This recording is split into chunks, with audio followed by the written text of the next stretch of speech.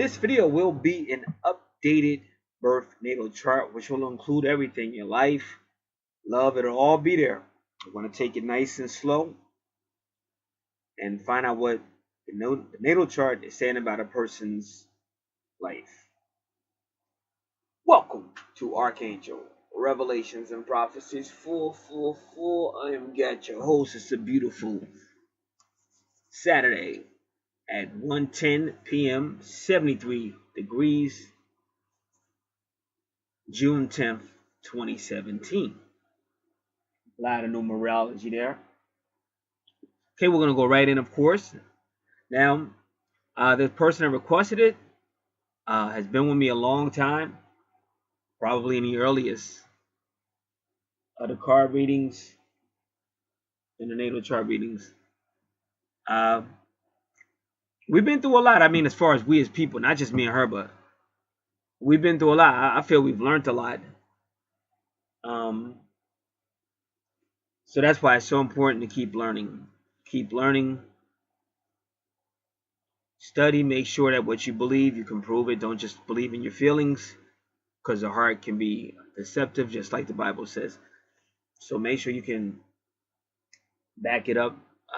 Use references that deal with facts, whoever they are. Why? Because the times are changing. Again, you have this channel, which is Real Life and Metaphysics. This channel is filled with facts. I'm not saying you got to stay here. That's not what I said. I said make sure you're dealing with people who deal with facts. No disrespect to Nania, but she made a video. Of course, that gets thousands, but it's not factual, and people believing that will be greatly misled. So you want to deal with facts. Doesn't mind looking at other people for entertainment, but you better also have some people for facts, because those are the ones that are going to show you what's about to happen, why all these changes are happening, especially in this country. Even Paul Bagley's warning about it shaking. So you want to really stay awake. And the natal chart helps you do that. And it's wonderful to see everybody grow, though, because like I said, this has been, for me, it probably seems longer than it really is, but it really seems like the early days of doing the cards and stuff when I first started. So much understanding, so much knowledge has increased, so much experience. So that's all I'm saying in this video. For anybody that hears it, is make sure you're dealing with people who deal in facts. That should be top priority, because anything else, you can believe anything, but that doesn't mean it's going to come true. We shall now begin the natal chart reading with the first house. Okay, the ascendant is Taurus. Jupiter and Taurus are right away. You already know this person is going to have money. Taurus is about money and possessions. And Jupiter is all about the money. And right now, Jupiter just turned direct. So this person has seen some money or will see some money. And we do need money in life. You see a lot of 22s on her chart too. Those are twin flame number. All right, now I'm just going to double check to make sure that that first house, the ascendant, is the first house, because I see the EP in a different house. So that's the first thing we're going to do.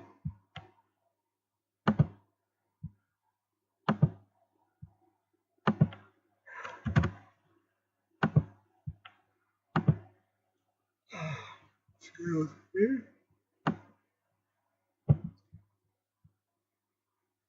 1, 2, 3, 4, 5, 6, 7, 8, 9.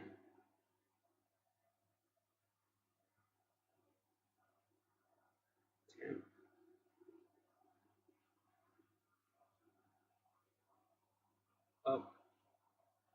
11, 12. Yep. Taurus is the first house. The ascendant. The ascendant is where the sun was at when you were born, and it describes your personality. Tauruses are sensual.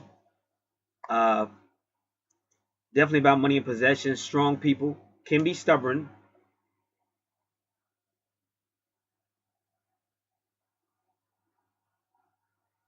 And can be very loyal. Very loyal in relationships. And can also be very patient.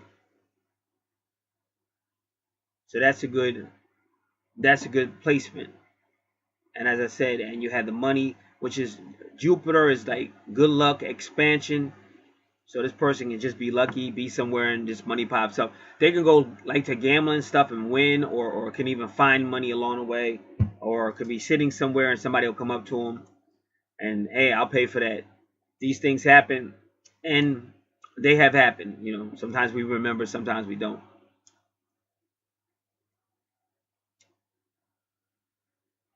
But these things happen. A friend might say, hey, look, I'm going on a cruise. I don't want to go by myself. Things like these things happen.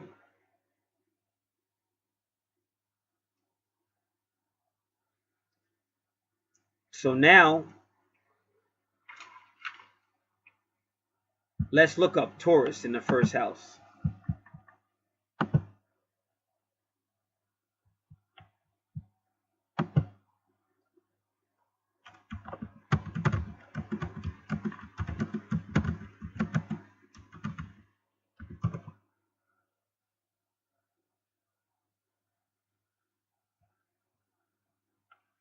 This is astrologycom.org.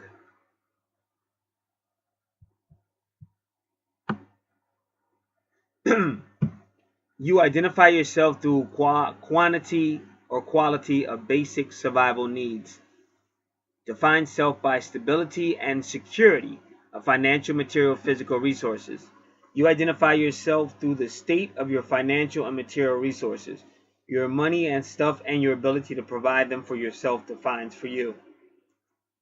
You want others to see you as someone who has a certain level of financial and material resource suave, or simply that you're someone who has enough.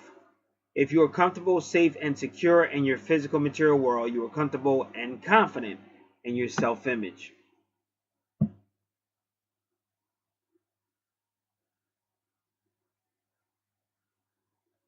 Taurus in the first house implies that first of all, that self-awareness must be involved in the development of the I am, because the I am is Aries. That's who rules the first house.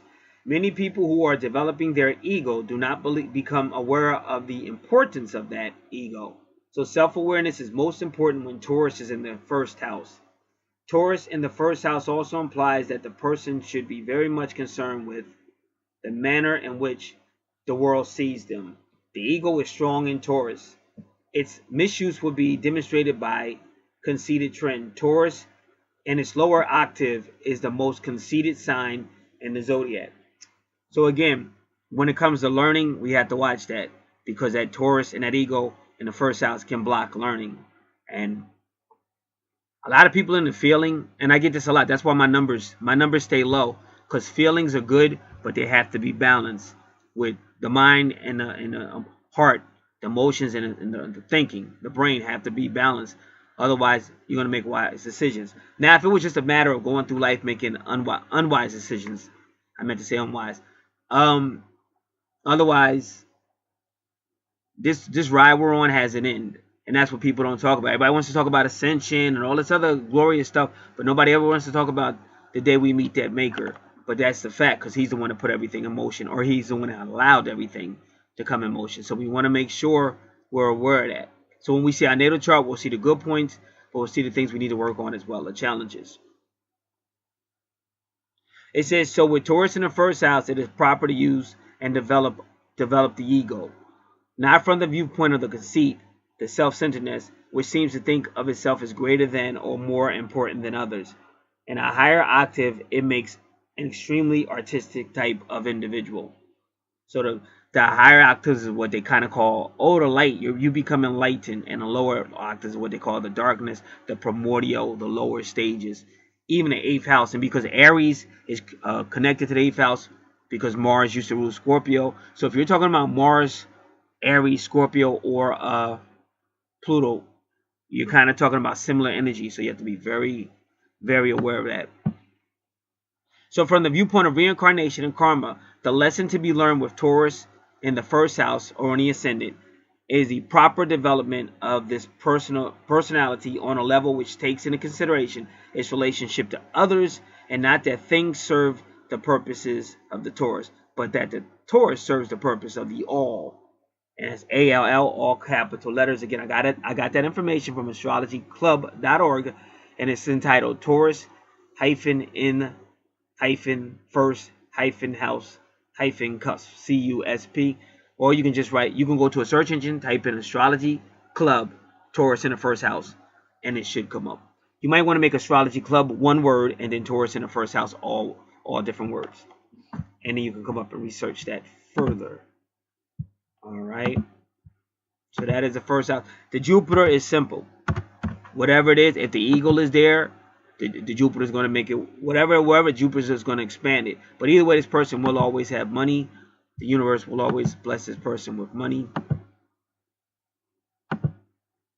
Whenever you see Jupiter in the second house, which is ruled by Taurus, that means that person will always have money. So if you see Jupiter in Taurus, that person will usually always have money. But it will, the funny thing is, it's going to be connected to their ego and stuff like that, how they see things. It's going to all work together.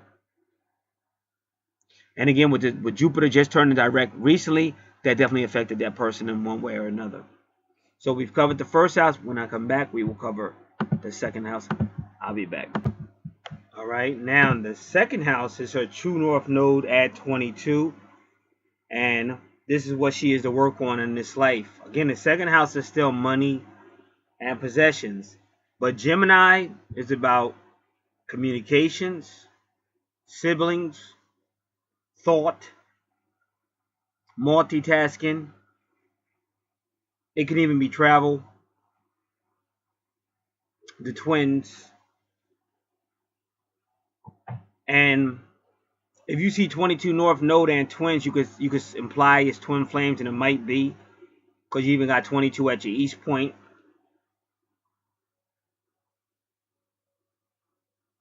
So your second house with the Gemini energy is going to be all centered on finances and possessions.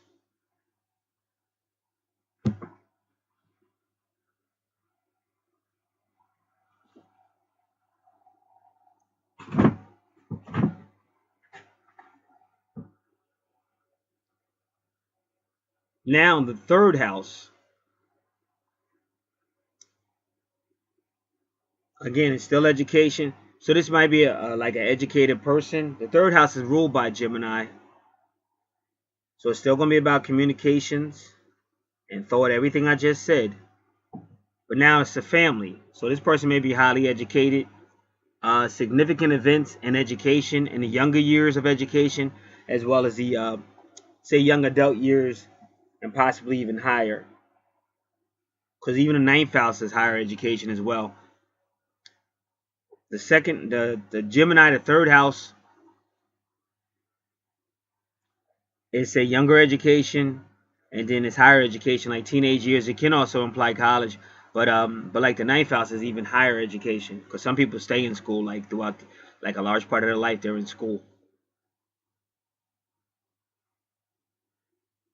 So this person seems to be in that realm. A third house education, younger age, but also higher education. So this person may have had a stay in education. It's not enough to say whether they're a teacher or something, but I can honestly say they've had a stay. Like, they've had more of a stay in education than most people. And different, the lower, the younger, and also higher than that. Okay, so it is a communication house, siblings house, younger one's house. So this person may really be family oriented and education oriented, even really helping the kids with the school or having some connection.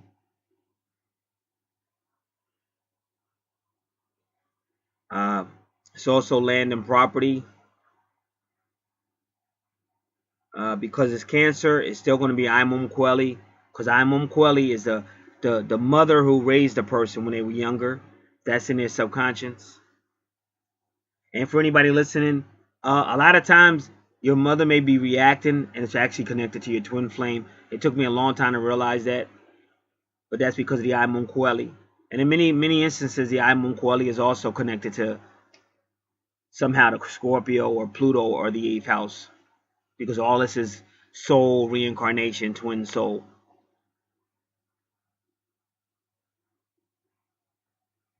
It could be the heart, and even vehicles.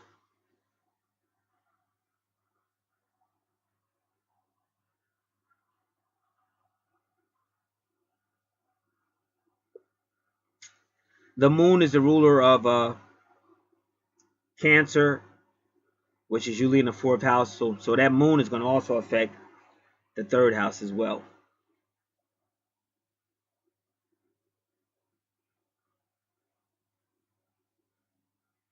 So you can look at like a lot of education, a lot of communication, a lot of family communications, and if they're a business person or land and property, however that will go in. And also the 6-9 Cancer, which is the 4th house, is also ancestors.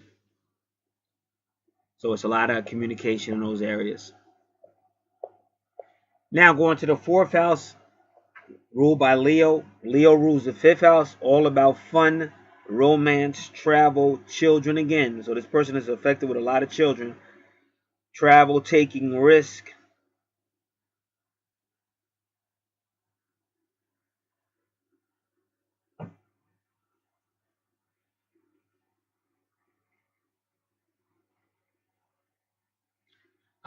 Boldness, even leadership. So all this is going on in 4th house activities. And we've already described what those 4th house activities is. This person may even be some type of leader within their family, because Leo tends to be a leader. And so does Aries.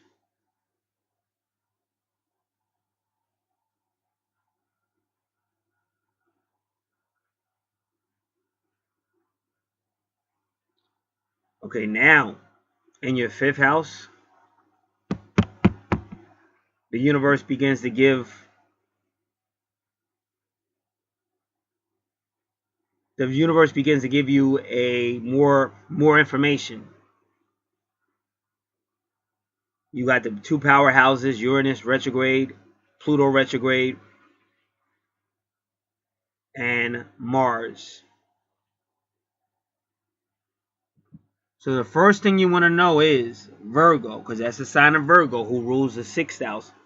But you have Virgo in your 5th house. So you really want to get to the bottom of that first.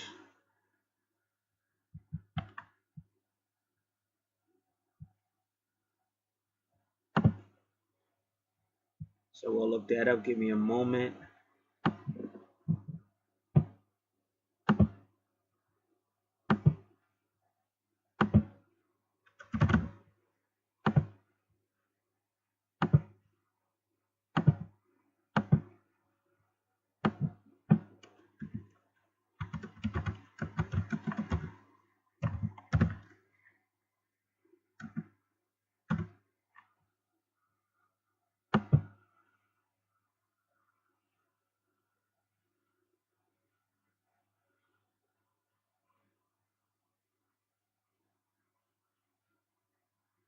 Okay, we're gonna do excuse me, we're gonna do astrologyclub.org once again. Virgo on the 5th house cross.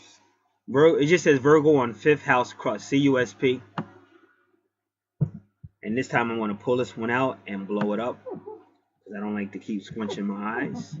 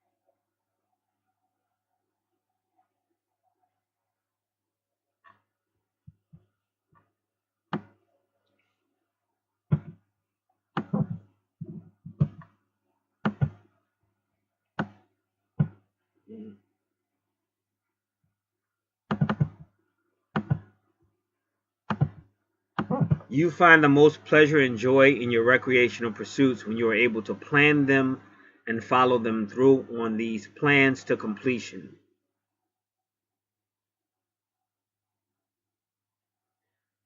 You may actually hold back your creativity and spontaneity by your need to make plans. So they say you want to, like, it's just supposed to be fun. But don't get me wrong, because you do have to plan stuff. Otherwise, you may not get to where you're going because you didn't plan it, don't have a map. But the point is, with Virgo is very detail oriented. But Virgo is about health, service, the home. So it's still family. The home could be animals, younger ones. So you're really good with children. You see that all in your chart.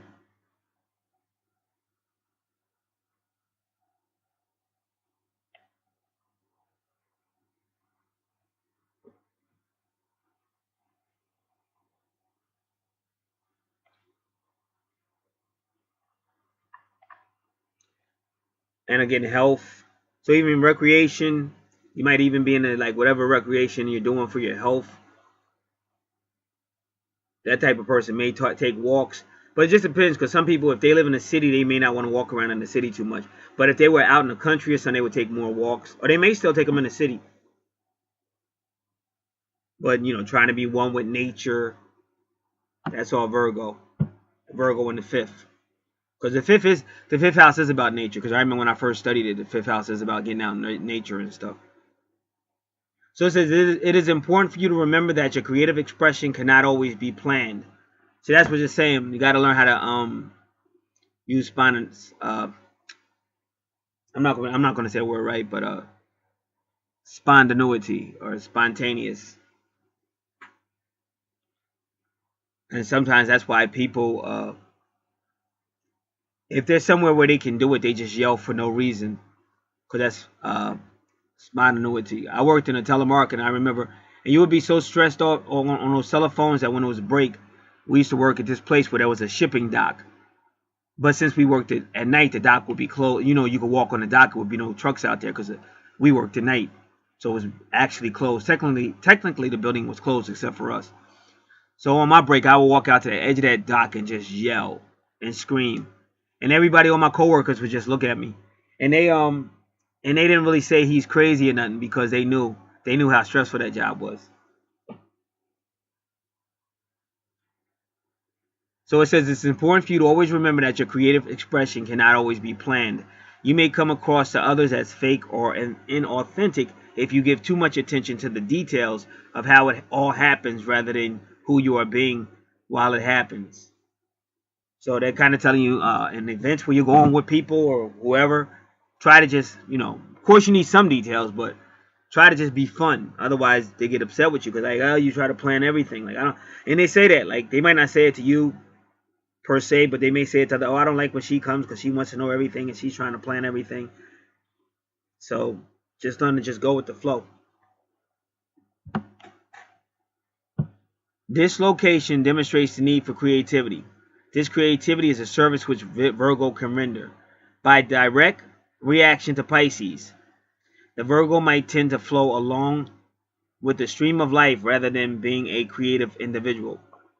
The earth quality of Virgo can just be a gatherer or a taker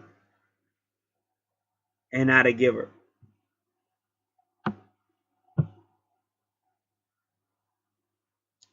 By direct reaction to the 11th house, the creativity is concerned with creative relationships, and the creativity must be demonstrated in a positive manner and not triggered with any negative criticism or judgment. So got to be careful, because Virgo does that. Virgo tries to analyze things and can be critical as well. Creativity also requires persistence, and many times a Virgo does not persist to achieve a truly constructive end. Creativity cannot be superficial.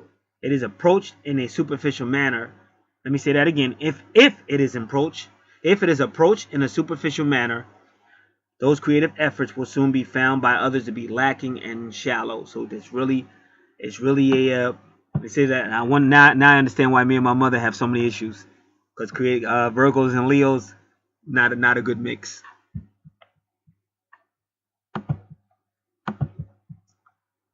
Alrighty. Now we're not done, of course. We're just getting the background of what's going on. Alright, I'm gonna put this on pause. I'll be back. See, why I like astrology, sometimes people say they'll go to church. And they may have had a lot of issues, but they go to church and they'll pray, they'll get the Holy Spirit. This is real. I'm not making this up. And they become different people. And they're able to get along with people that they couldn't get along with before and stuff like that. Because that's the presence of God. But astrology is kind of like that. Like yesterday was just a bad day until I was able to do, and that's on this channel, Real Life and Metaphysics. I was able to do a star chart and found out that it was in the universe. I was getting communications from my twin, and it was also coming through my dukes like it normally does. Because my dukes was a little whatever, in a certain frame of mind. You could just feel it. It was just really thick, like really stagnant air with a little bit of drama. But that, that's in the universe. And plus, you could just see, you got to watch that universe because a lot went down with the moon and, Pluto and all kind of stuff. So this stuff is real.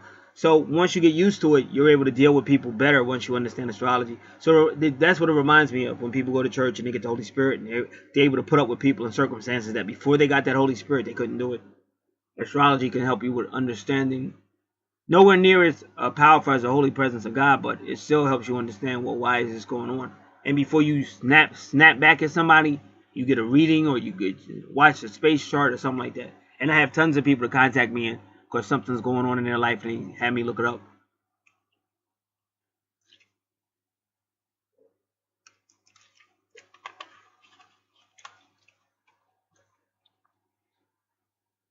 All right, give me a moment.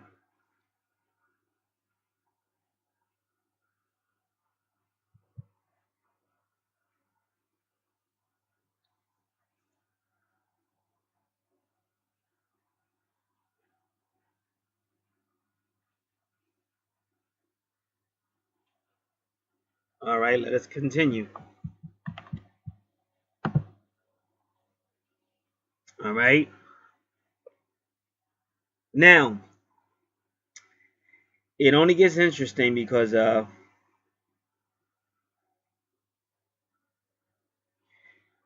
we've already learned about Virgo and Leo. But you're in the 5th house, or Virgo in the 5th house, but it's still Leo. So we already learned about Virgo in the 5th house.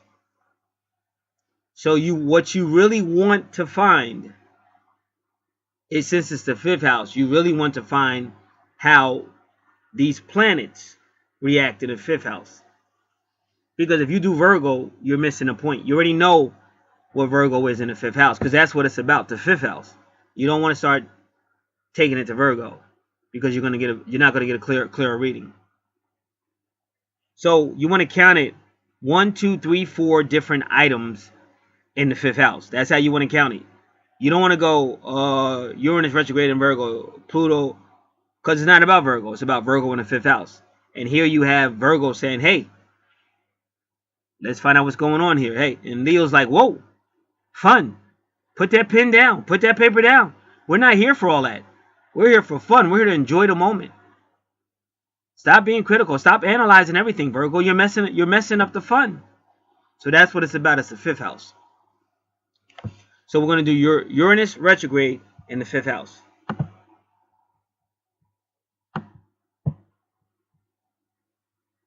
And I'm going to see if I can use that gentleman. I thought he was awesome, but he's missing a whole lot of planets. So he's semi-awesome. All right.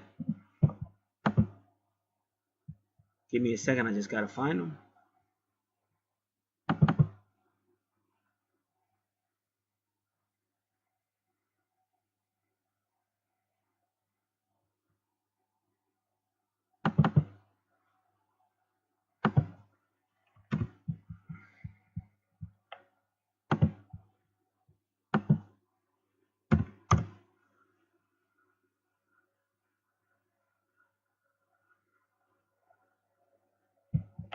All right.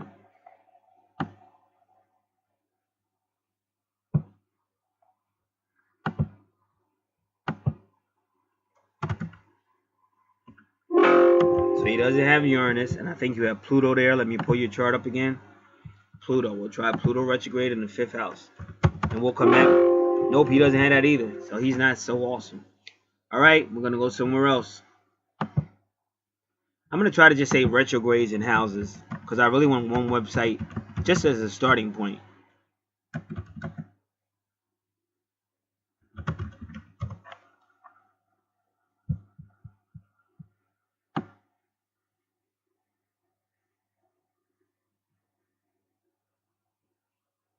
All right. I'm going to open a few of these up. Give me a moment. I'm going to get rid of this. Making some room here because I'm going to open up some browsers.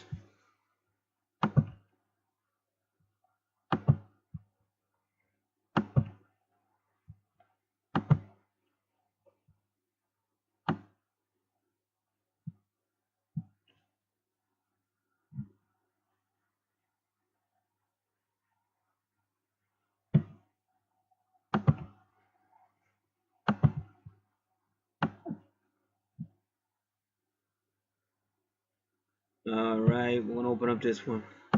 So you really want to know about those retrogrades, so you really want to take the time out to find websites that are going to be, you're not looking for generalism.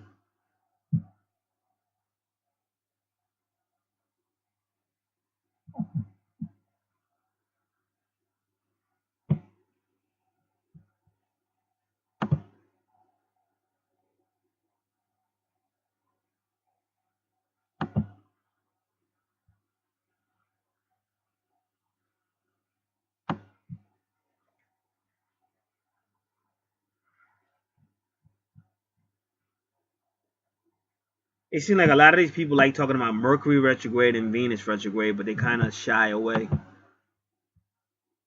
Because those are the ones that kept popping up.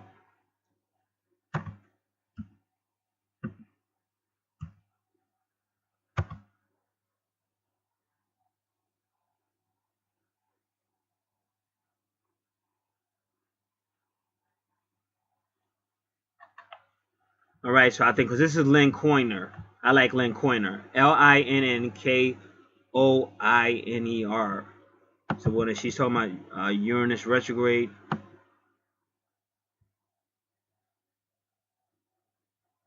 Oh, I know she didn't. She really is. All right, so let's read it. She did a good job. She's actually doing what I wanted her to do.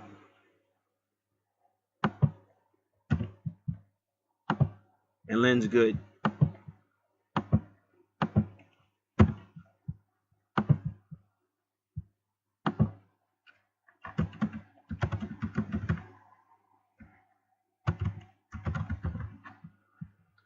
Give me a moment. Been in the houses. Now I want to go all the way back to when she first started.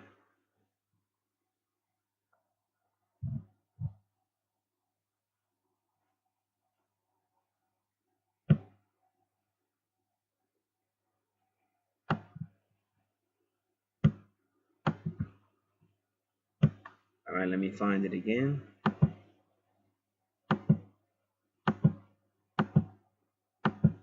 Just give me a second. Because it's a whole lot of writing. And it's going to take a second to find it.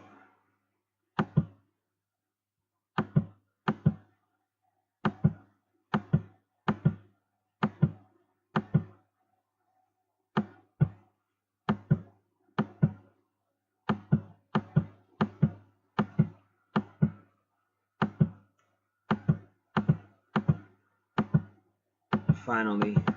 Come on, Lynn.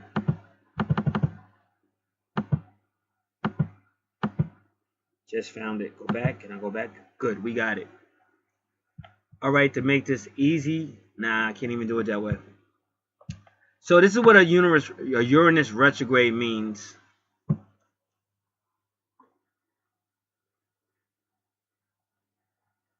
They said it's a rebellious energy.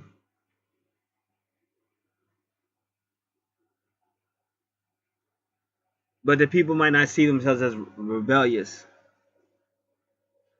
She said it can be like Mars, and that's kind of because you got Mars in the same house. Like Mars is where you bottle up, bottle up, bottle up, and then rebel. So that's that passive aggression on crack. Let me say it again: passive, passive, passive, and then you finally click off. And this is Lynn Coiner. It's where you bottle up, bottle up, bottle up. Now you gotta understand from the viewpoint of onlookers, it's like, wow, we're going out to have a good time. She wants to critical analyze everything, schedule everything, and then she just flips out. So you gotta, what I try to teach people, and that's what we said in your first house, like Taurus and with the ego will try to go internal, but you got to learn to go external and take other people into consideration, how they would feel or how, because if not, you have this person that in their own mind, they're doing the right thing, they're going about it the right way, boom, boom, boom. They want to be stable, they want to be secure, they want to know where we're going, how, blah, blah, blah. And then they got this Uranus retrograde that'll just blow up.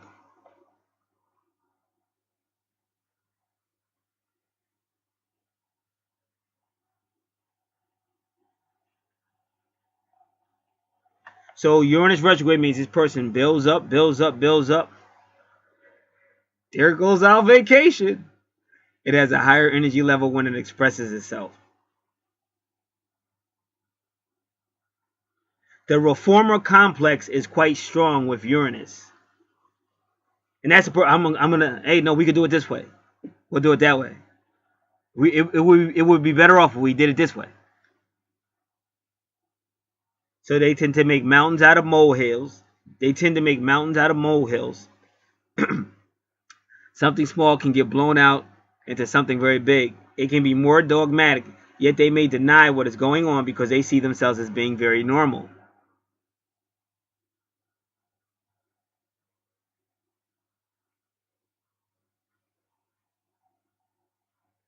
The retrograde Uranus sees themselves as being very, very normal when they are not. And you just got to give me a second. Because there's a whole lot of writing, and your cursor, you touch the cursor, it takes it way out of line.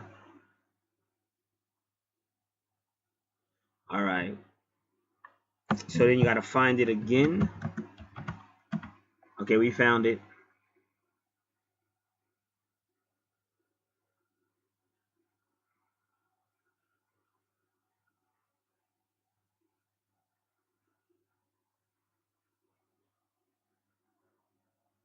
So it says before just opposing something, find out why. And you heard me start this off saying take notes. And I was talking to everybody. I wasn't just talking to this person. It's just something I know. I've been doing this for a while. And people just want to feel. You understand? They just want to be right. But you can't. Nobody's always right. You got to be able to think, listen, and maybe even change or compromise. Because otherwise you'll be upset every day. Kind of. You'll be introverted every day. Or you'll be caught up in something else every day.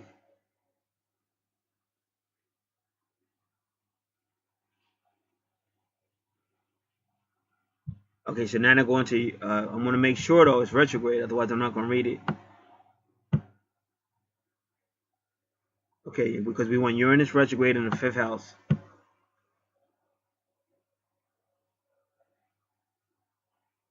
See, sometimes she does it. She goes Uranus, Aura in the 3rd house. But then she got to the 4th house and just goes Uranus. All right. So this is what she's saying. Because when she gets to the 5th house, she doesn't do it. She goes Uranus in the 5th. But then when she gets to the 6th, she goes Uranus, Aura, Uranus, Aura. But I think it's a typo because the title is Uranus retrograde. I think she's just forgetting to put it. But she says in the 5th house, they see themselves as normal, but others see them as antisocial, and they always feel left out of these normal situations. They are unconventional and therefore become wallflowers until they find their place in an unconventional world. So again, that could be good because some people, these are the type of people that may get into like metaphysics or something unconventional because they don't fit in with the so-called conventional world. All right, so now you understand that. And that's why I told you we don't have to do Virgo because it's basically saying the same thing. This is all about the 5th house. It's not about Virgo. It's about coming into the 5th house with, hey, I'm going to unfun fun. I'm going to make fun technical. And there could be a reason for everything. Like, my job is just to report it. It's up to each person to take their charts and see how it plays into their life. Alright, so we are now looking for Pluto. Let's see if Lynn is going to help me out again. Yes, she did. I love me some Lynn Coiner. Let me tell you why.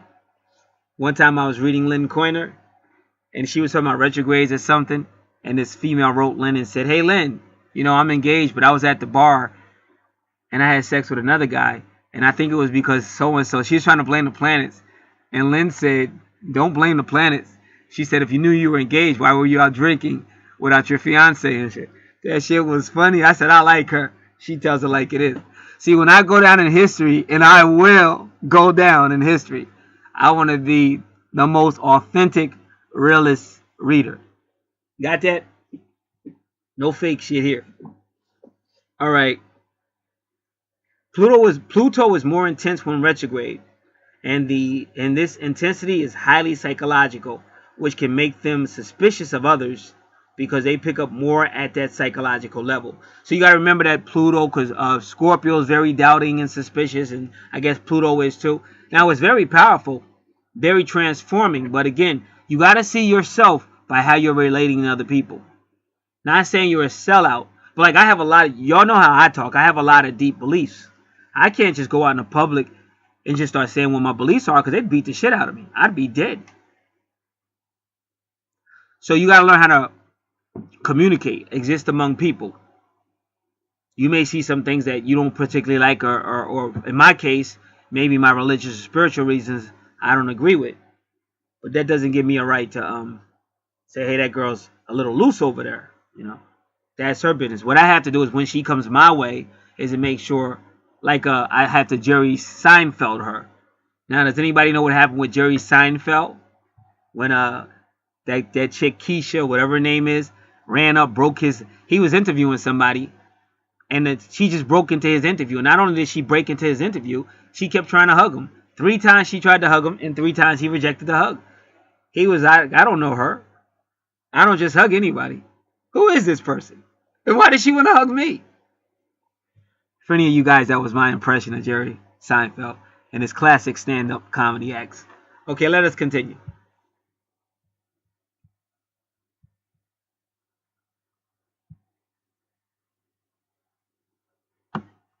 Pluto retrograde is definitely more psychological. They want to investigate, they want to heal, they want to transform. And again, so your 5th house is basically pushing you to a so-called wallflower, or metaphysical, or something that's anti-normal.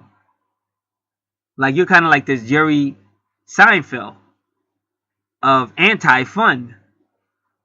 Where are we going? Why are we going here? What type of people want to go here? Why?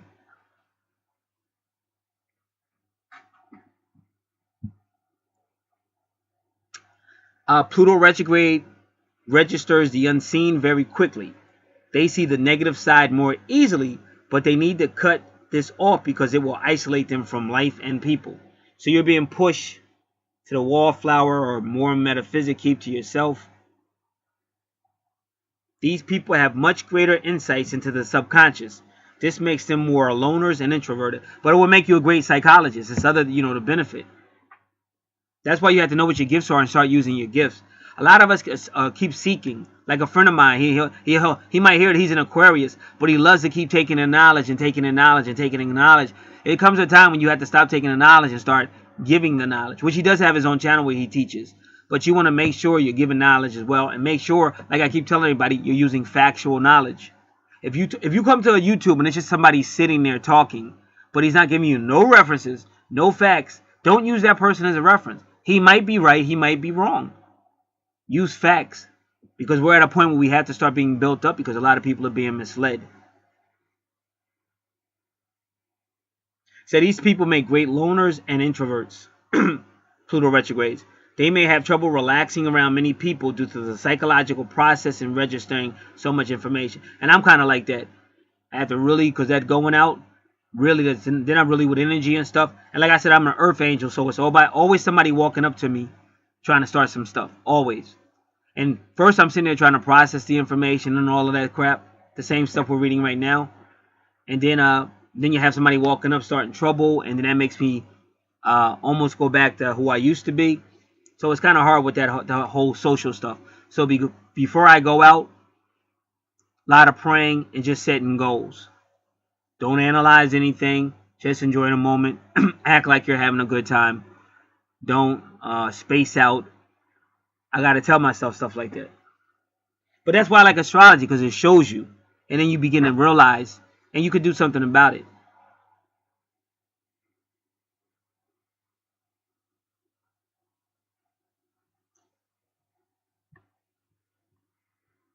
Okay, now we'll continue.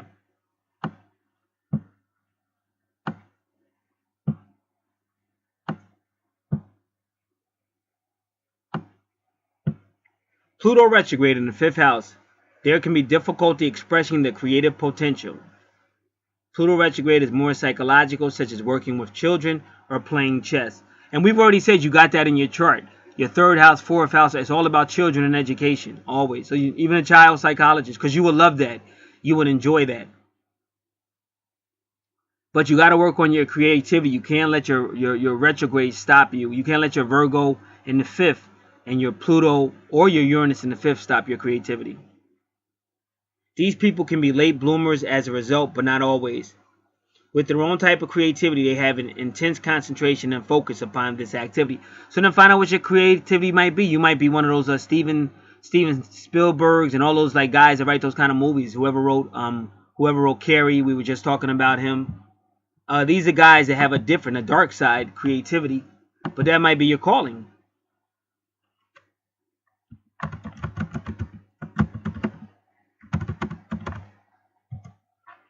Oh, I did the wrong thing. Give me a second.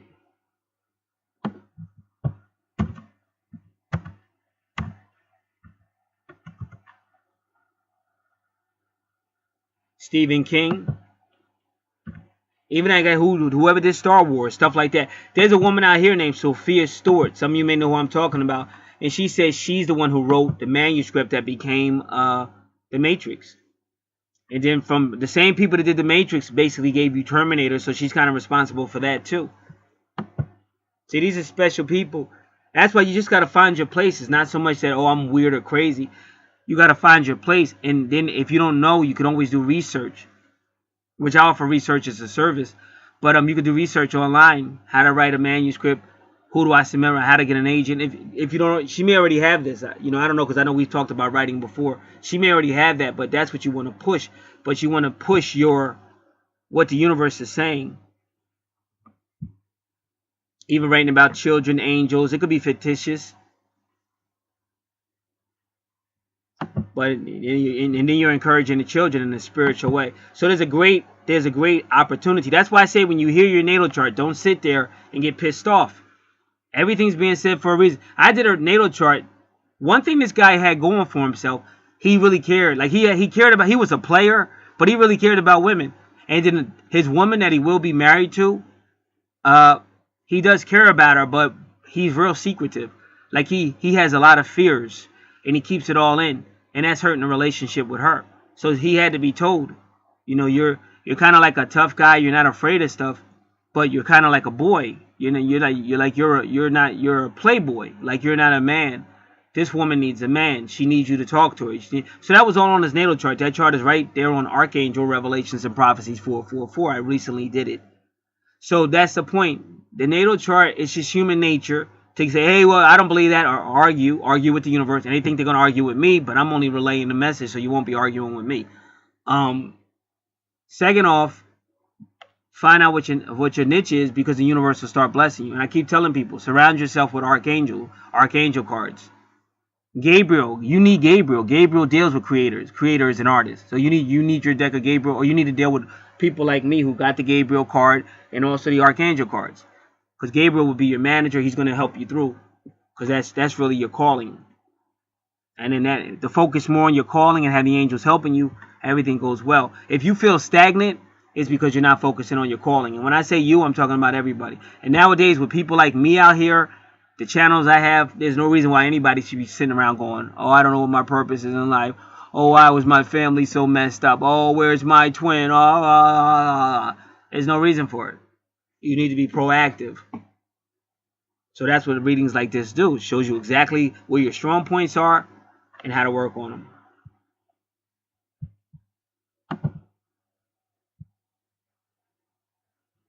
Okay, where's Lynn?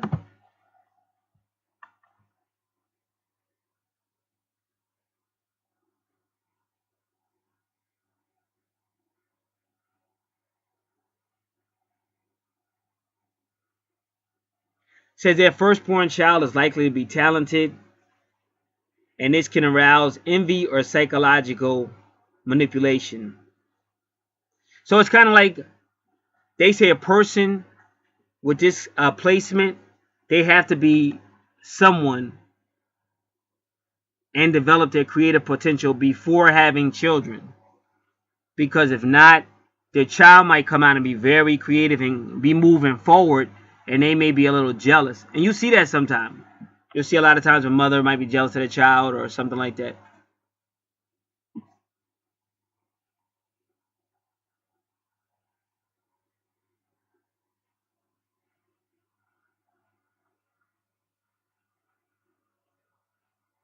And they keep talking about chess, so you really need to use your creativity to play chess.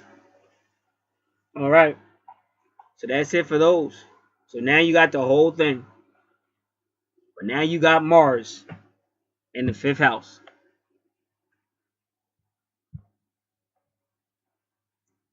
So it's very important. I'm going to try to find that guy again and see if he'll do it this time. Mr. Awesome. But it's not okay, no, because that's a retrograde. We can't use him. All right.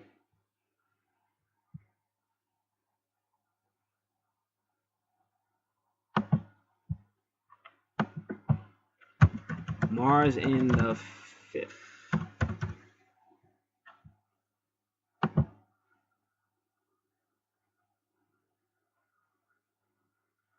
Okay, we're going to use cafe astrology. I would use Indian. You got Vedic astrology and Indian astrology. But sometimes they can be a little like harsh.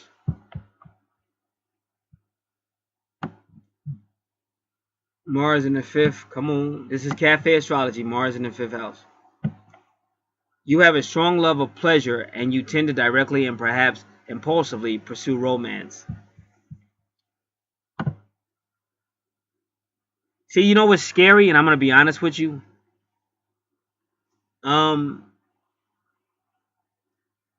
You can't go from having a love of pleasure to being so critical and introverted that you actually stop pleasure. So I'm wondering if your Mars should be retrograde. There's no way I could know. I'm going to read it the way it is. I'm going to say it's not, but it's just kind of strange to me that because that's really confusing. Like a love of pleasure, but yet you got all this stuff stopping you from having pleasure.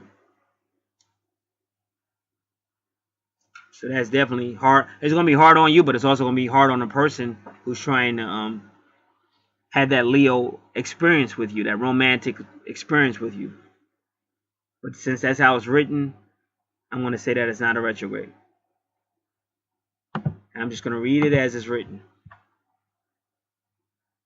You have a strong love of pleasure, and you tend to directly and perhaps impulsively pursue romance. Many of you are sports lovers, and anything with the element of risk appeals to you or entertains you. You put a lot of energy into the pursuit of entertainment, satisfaction, games, pleasures. You may be a very active hobbyist. You tend to be very playful and demonstrative, and you could really enjoy putting on a show. You can be very competitive. Your children may be especially active and boisterous.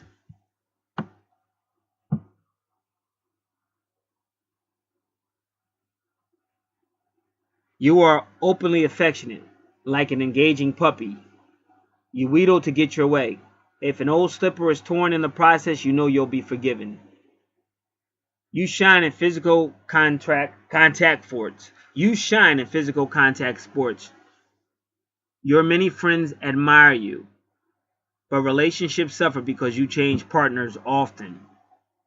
Discipline is hard, but necessary taskmaster if you are to grow beyond the child that is no longer charming, but becomes a foolish adult clinging to childish ways. Now you see that in a lot of people. So why? That's weird. I can't. You got Mars and Leo, which is like saying, yeah, I want to have fun. Let's go. Let's do this.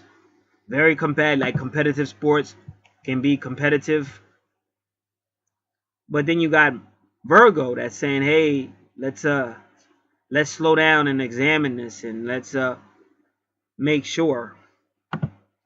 And then you got Uranus that's acting a little weird, a little antisociable, rebelling, and then all of a sudden it'll just blow up. So I'm sure that Mars and that Uranus retrograde, because she even said it. She said Uranus retrograde is like Mars. When you blow up, it goes to crazy, the arguments. And then Pluto, whatever we said about Pluto.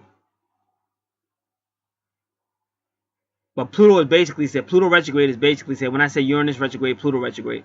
Pluto retrograde is saying you could be using your creativity for stuff like Stephen King and for your creativity. But especially with children. But you can do angels. You can do different things. All right. So that's your fifth house. Very dynamic fifth house. Now your sixth house, which is ruled by Virgo. So we're still dealing with Virgo energy. But now you have Libra, which is all about partnerships, relationships.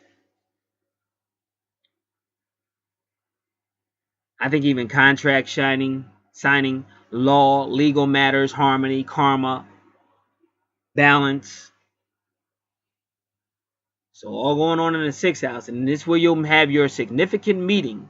The vertex cross says you will have a significant meeting in some type of Libra way in Virgo. There. So again, you may have a significant situation with somebody who is a Virgo or has Virgo characteristics.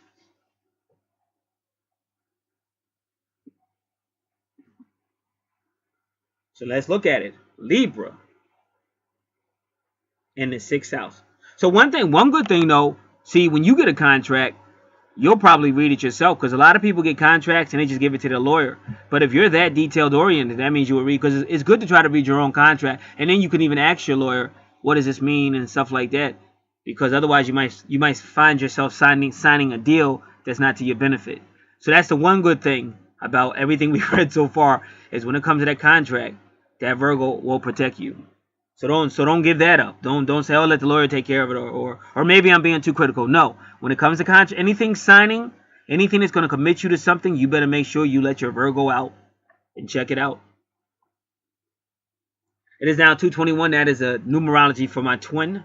Mine is 122. Right in Libra, right as we hit Libra, that relationship sector, because Libra rules the seventh house. Relationship sector, and in her Libra she's got Scorpio, which again is the souls, the twin souls and all that other stuff. But let's get back to the sixth house. Libra in the sixth.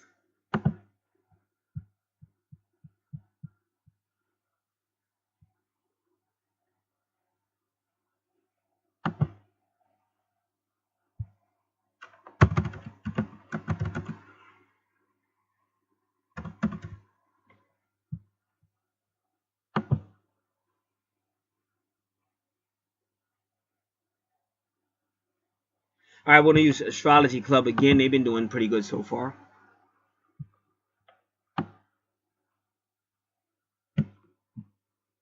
Your day-to-day life is all about partnership, and this will show up in one of two ways. One, making sure your partner's everyday activities, work, service, revolve around their meeting your needs, or making sure you are healthy and well, there being a particularly supportive partner to you. Or two, making sure the day-to-day of life is taken care of through your partnership, meaning that you get everything done with your partner. You equally share the responsibilities that need to be met to have your everyday life work smoothly and simply.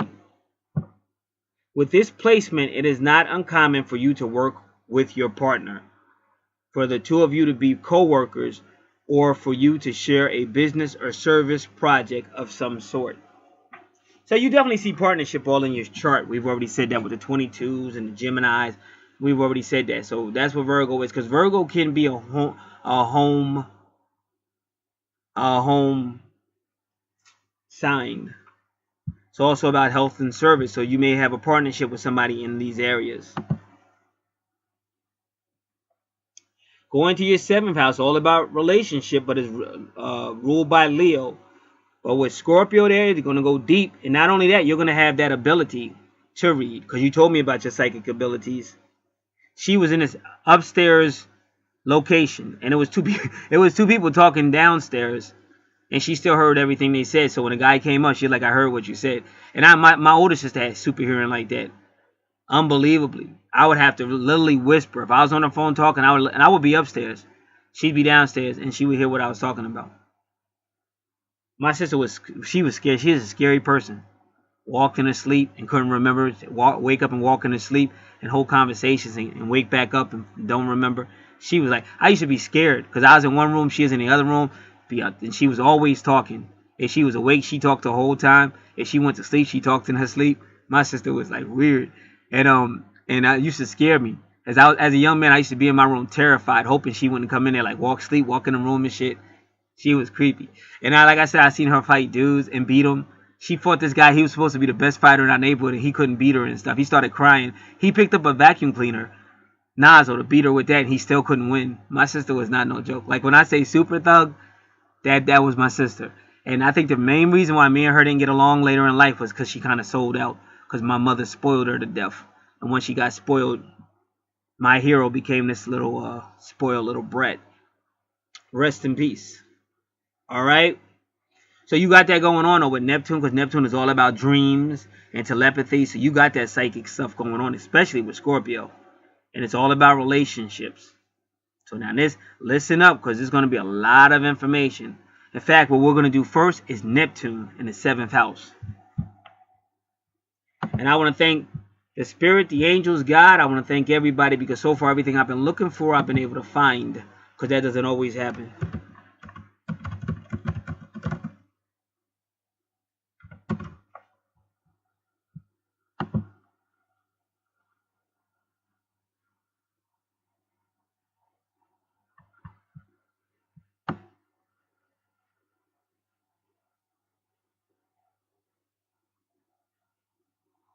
All right. I'm trying to. They're giving me a lot of different ones. I'm going to start clearing some of this stuff out because I got a lot of browsers open.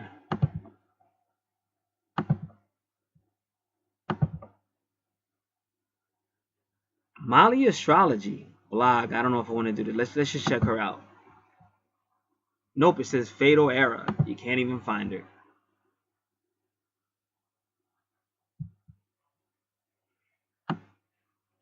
I could do Cafe Astrology again, but I don't want. And I want to try. Yeah, this guy's pretty good. My Astrology book, and he does it in 3D. So it's called myastrologybook.com, and it's going to be Neptune in the 7th. All right, I could read this, but I just want to make it bigger. Plus, when I do it this way, I can save it as a document, so I have it in the future. I want to thank Lynn Coiner again. She did a great job. Exactly what I was looking for. I love me some Lynn Coiner. All right.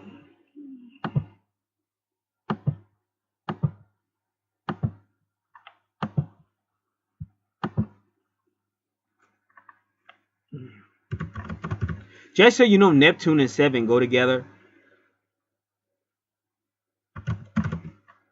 And remember when I started out, I said it's 73 degrees? Remember? Because 7 is esoteric magic. Like study magic and all that. Whereas 3 is just straight up magic. 3 is more like God magic, spirit, like God magic. And 7 is more like esoteric magic, but it's both magic.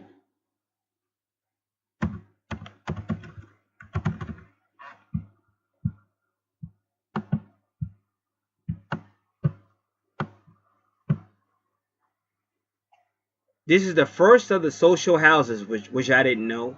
The seventh house is opposed to the first house, literally, and in emphasis. So we already know the seventh house is saying, hey, we. The first house is saying, me, I am. The first of the social houses, the seventh house is opposed to the first house, literally, and in emphasis. In the first house, we put our energies into the world. In the seventh, the world puts energy back into us, which I didn't know that either. Again, let me read give me a second. This is myastrologybook.com, Neptune in the seventh house.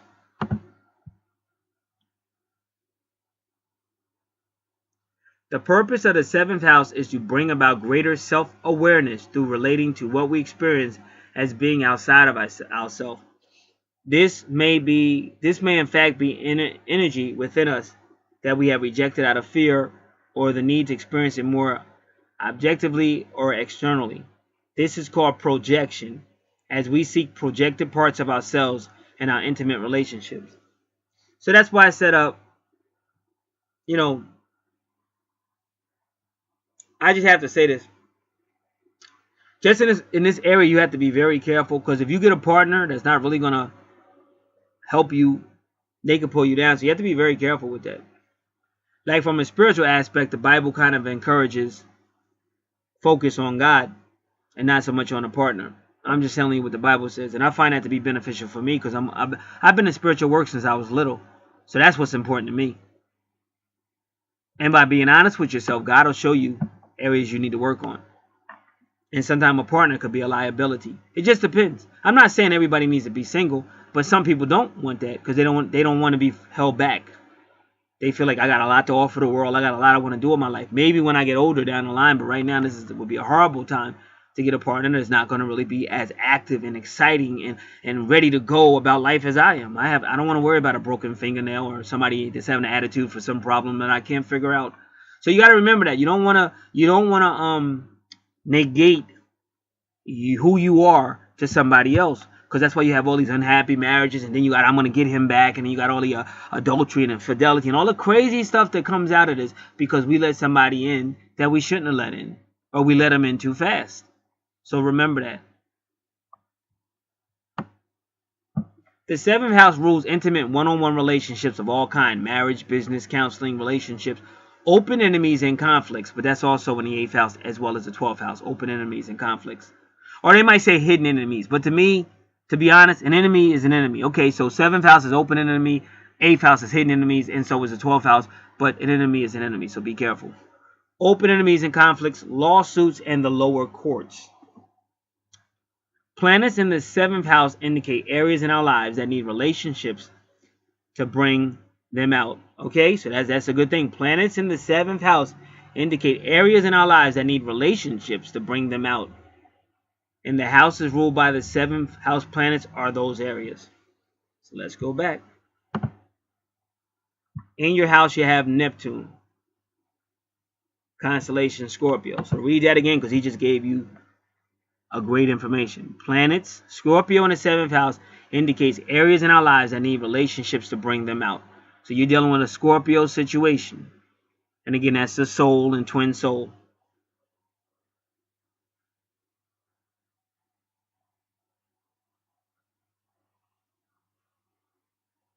And the houses ruled by the 7th house planets are those areas. So let's do that again. My bad. The planet is Neptune. Neptune in the 7th house indicates areas in our life that need relationships to bring them out. So Neptune, all about dreams and stuff. We'll get to that too. And it's still dealing with Scorpio.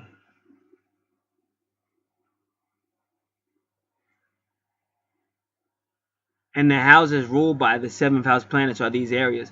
Well, I'm still saying Scorpio, because everybody knows the 7th house is Libra, ruled by, and the house is ruled by the 7th planet, Libra, but you can't leave out Scorpio. Most planets are here indicate many needs that we are looking for others to fill. In this case, many relationships or more than one marriage is probable, as it is unlikely that one individual will fill all those needs. But again, that's my point. So when you slept with this person, or they felt this need. When you slept with this person, they fulfilled that need. And then when you slept with this person, they fulfilled that need. But what about scripture? See, it's soul versus spirit. Soul says, do it my way, and you're not going to ascend. You're going to keep reincarnating. You're going to keep going up to the moon and being sent back down. So anybody that doesn't know what I'm talking about, look up soul reincarnation or lunar reincarnation. But the spirit says you obey the Most High, and then when you die, you ascend. Or you'll have ascension. So you got to be careful because, again, that Scorpio is all about sex and passion and lower energies and lust. And they're saying this type of person, you know, because the Neptune is going to make them idealistic. So they want the ideal situation. They're never going to get it because nobody's perfect. And then they get it through the Scorpio way, going from this person to that person. But that can cause a lot of problems. Individuals with so much projected energy feel a void in their lives, and many encourage others to be dependent, and may encourage others to be dependent or even pick fights rather than be alone. So again, we keep seeing how this person may like to pick fights. This is Neptune. You have a dream of finding an ideal soulmate and a vision of what marriage is all about. This constant yearning after your ideals for perfection regarding your partner leads to illusion or deception as Neptune, because Neptune is a deceiver. So you need to be honest with yourself and exercise discrimination in partnership. And that's what I just got finished telling you. Otherwise, you're going to be always sleeping around. And that's not good for you. It's not good at all. Marriage for you is unusual and often to someone not on your wavelength. You're attracted to sensitive, artistic, spiritual, and or mysterious types who may also indulge in alcohol or drugs. Your partner wants to escape from the restrictions and the mundane aspect of the material world, and you are allured by their quest. You will be asked to make personal sacrifices in partnership, to give more than is returned, perhaps not to have important needs fulfilled, or to be linked with someone who is not completely free. Depending on your aspect to Neptune, there may also be to deception and secretness on your part. If Neptune is within 10 degrees of the descendant, 7th house crux, then it is conjunct the descendant, and much of the foregoing is even more strongly emphasized. If Neptune is in the 6th house, which is not, so we're not going to read it.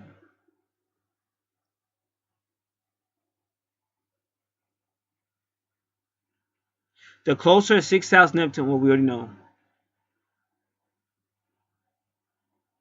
The 7th house is 1/12 sector of the local sky, just above the western horizon, occupied by planets in the 2 hours just before they set. The Neptune in the 7th house page and much of the entire website are accepted from the personalized fine art book astrology, Booking You and the Universe. Alright, so you see what's going on there. Neptune is adding a energy of illusion, idealism into your relationship, and in Scorpio is telling you to walk on the dark side. Walk on the dark side. You don't have to be married to be happy, and every excuse to go from partner to partner. That's what's really going on. You got to watch that soul. Like, people don't understand what I'm trying to tell people. You got to watch that soul. He wants you to stay here. What does he say? Sell your soul to the devil. He wants you to keep on reincarnating because you stay under his kingdom. And that's why it's always going to be a battle between the spirit and the soul, or a battle between the flesh and the spirit. That's a fact. That's why I get upset when people see these facts and they just ignore it, because the people that are running this world tell you, oh, the Bible is nonsense. That's a bunch of garbage. Just live out your life. You are God. You are one with God. And people believe that shit. But that's because they want to believe. They just want the easy way out. But you're never going to have an easy way out. And then when you have a dysfunctional family or dysfunctional situation in your life, that's why. But then they go, well, that's normal. Everybody's dysfunctional. Nobody's perfect. So they're always going to have an excuse. That's why I encourage everybody, not just one person. Really study. Go back to good old-fashioned study. Learn how to do references and stuff. That'll help your creativity as well. And make sure that whatever you believe is a fact, because whatever you believe is either going to make you or break you. And it's more to life than just planet Earth in this third dimensional hell that we're in. All right, so Scorpio in the 7th house, you might want to put your seatbelts on. You might want to put your seatbelts on, because it's about to get hot, down, and dirty.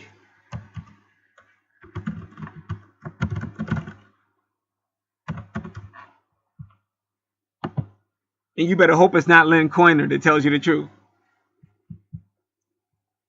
All right, I don't see Lynn. Okay, we're going to do the Astrology Club, because so far they've been giving us really good readings. I want to thank the universe for the Astrology Club. In this house, it's all about partnership. And with Scorpio here, your one-on-one relationships are bound to be deep, intense, powerful, and profoundly intimate. You are all in when you are in with someone, sometimes to the point of obsession. Kind of like Michael, that movie where the lady burns up the rabbit and the boiling pot. Fatal Attraction, is it? Was that the name of that movie? Fatal Attraction. Or Amy Fisher and Joe Bonafuco. That's that old Scorpion stuff. And with the 7th house, a relationship, or with Libra, especially with Neptune, she's thinking she could kill somebody and have Joe. And that didn't happen. What she had was time in jail when they caught her ass. Yeah, Michael Douglas, Fatal Attraction. This is why I be running. I've been here long enough to know.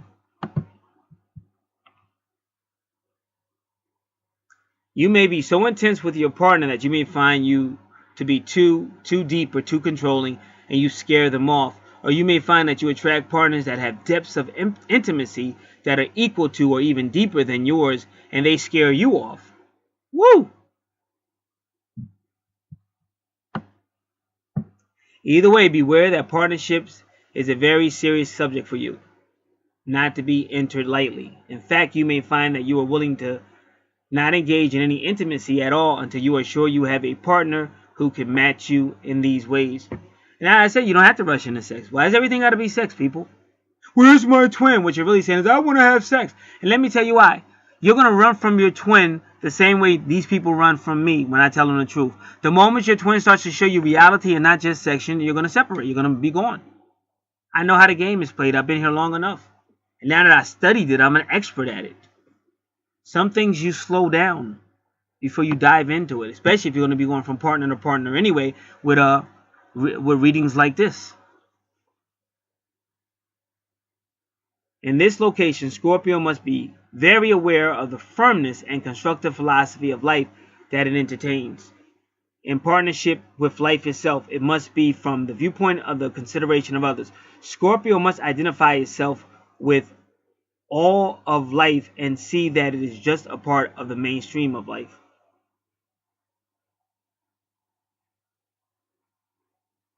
Scorpio tends to form partnerships from the viewpoint of personal security. Well, that personal security takes you back to Taurus. And I already told you, you got the Aries with the Taurus. I already told you, Aries, Scorpio, Pluto, Mars, they're all working together because Mars used to rule Scorpio. They're still sharing that energy. So you're still dealing with security, wanting to feel a certain way, which can lead a person to be a little controlling or try to manipulate it their way. Scorpio tends to form partnerships from the viewpoint of personal security, but in this particular location, the higher octave of Scorpio should relate itself to the security of being part of the all, A-L-L, all capital, of life. Lack of security on the part of Scorpio often demonstrates itself in the form of possessiveness. With this location of Scorpio, the Scorpion must realize that no one can possess anyone else, or anything for that matter. For the only permanence, the only reality of life is the spiritual. All material things can disappear or be lost, The partnership with life involves a large degree of letting go, which is often sometimes difficult for the Scorpio to do. Also, by reaction to the first house, Scorpio in the 7th house, the partnership should be more of an extrovert rather than a conservative one. So they're giving you advice on dating partnership. Extrovert, not conservative. All right.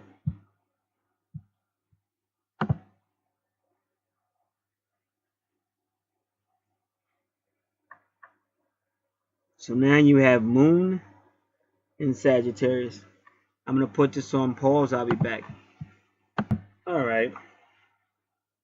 Now, we're entering the house ruled by Scorpio. And Scorpio is ruled by Pluto.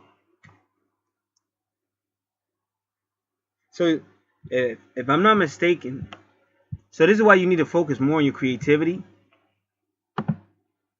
Because your 8th house, 1, 2, 3, 4, 5, 6, 7, 8, is all about travel. And you got the moon there. So you get a lot of information. You could be writing down and stuff. You could be like the next Stephen King, Spielberg. I don't know. Did Spielberg do Star Wars? I think he did. But you could be one of those people, easy. That's why I keep telling people. Everybody, especially like, I guess, females, they really think you need to be with somebody. Sometimes you're better off being with yourself. Because you're just being held back. And you're losing your focus. Like, if you focused on your creativity, you'd probably go down as one of the best metaphysical writers, supernatural writers, and all that. Because really, that's what Star Wars was.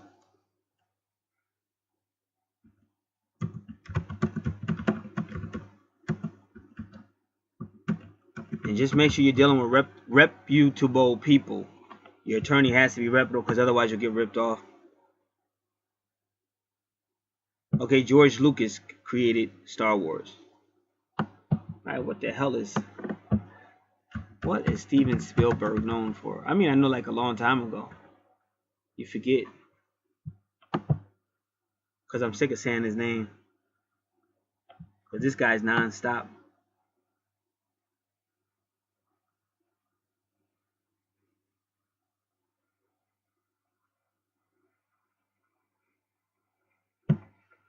Okay, I hope this helps me quick, because I want a quick answer so I can keep moving.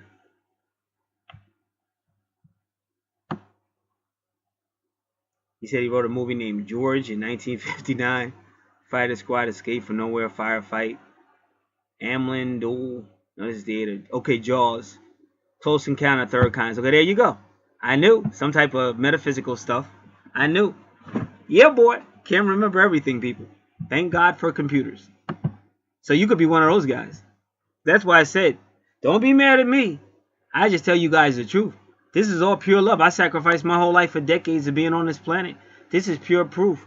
Why fuck your whole life up? Like you're chasing my twin. Now my twin chose to be an asshole. Why would I chase somebody like that and try to form a partnership with somebody like that? She didn't do one thing that would say, hey, you know, let's talk, let's work this out or whatever. It was everything with her was weird and crazy and shit. And she wouldn't talk when you talked to her. So that she chose to make, and she talked to other people. I saw her, she chose to just be a fucking crazy.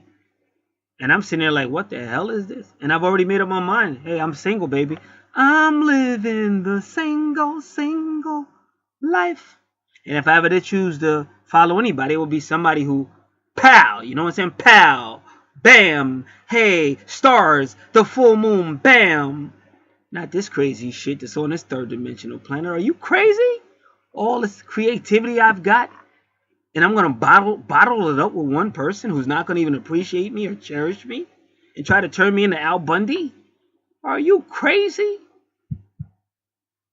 So that's what it's really about. It can't just be the heart, because you're going to make a whole lot of silly decisions. You want it to balance out, that heart and the mind. Here we go. Now your house, your 8th house has got Scorpio, and that's, I mean, Sagittarius, and that's going to be the house of travel with the moon sitting right there. So the first thing you want to do is the moon in the 8th house. Get ready for some.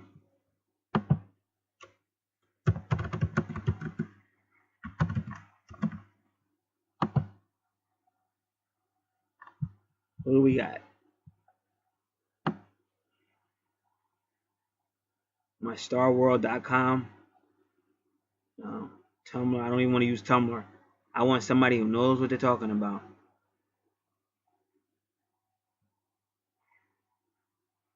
Soul Florida Astrologer.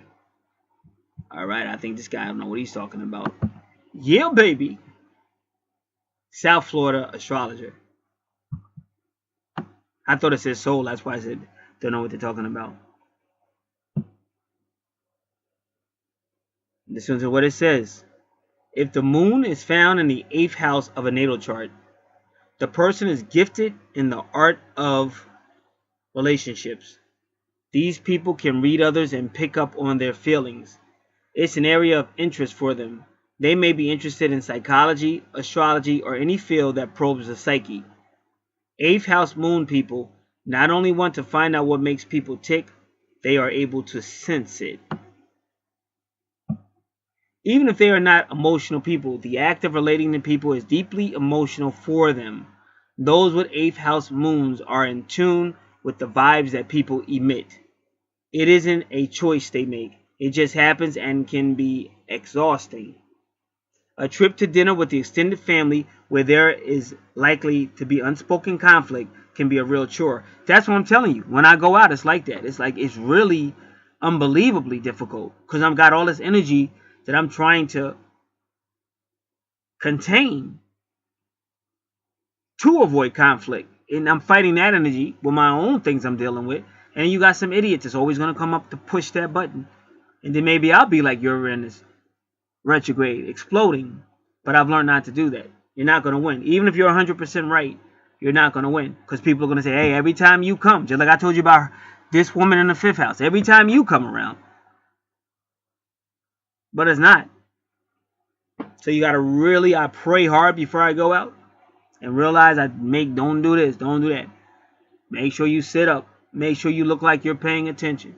Make sure you look like you're having a good time. If the music's on, make sure you're bopping your head a little bit, but not too much. Because then they'll think you're crazy anyway. Which they already think you're crazy. You're not going to get past that. Well, I'm talking about me now. You're not going to get past that, but you try to keep it down. And if somebody comes over there trying to start some trouble, you try your best to resolve it as peaceably as possible. But let us continue. Picking up on all the feelings and absorbing them deeply isn't always fun. Even if they try to internalize the feelings and toss them aside, they can never do this completely. The 8th house is a water house, ruled by Scorpio. It's about feelings, and the 8th house has the deepest waters. This causes many 8th house moon people to take relationships seriously and choose them carefully. And may I tell you, that's what you should do. But you got to watch that Scorpio in the 7th house. And you're still dealing with Aries energy that jumps into stuff. And you're dealing with Neptune idealism, where everything is peachy keen and perfect when it's not. But no matter how careful 8th house moon people are typically never without a partner. So they say they're never without a partner. The 8th house is all about the deepest part of relating to others. And the moon is about the innermost emotions and security needs. So an 8th house moon emotions and security needs are dependent on the relating to others on a deep level. They crave intimacy, and because they value it so much, they are generous in intimate relationships. The understanding of the give and take in relationships is deep-seated, and they often make great sacrifices for their loved ones. The moon is caring, that's the mother, the nurturer, and is caring and wants to give. However, the moon also wants to be cared for, so they do expect care to be given back to them in return. This isn't an air-signed kind of exchange, though. It is deeply emotional rather than intellectual. This isn't an air sign kind of exchange, though. It is deeply emotional rather than intellectual. The moon here doesn't keep score. It feels. If the feelings are right, the moon is happy. So you really have to make this person feel a certain way. That was deep. Next one won't be as deep.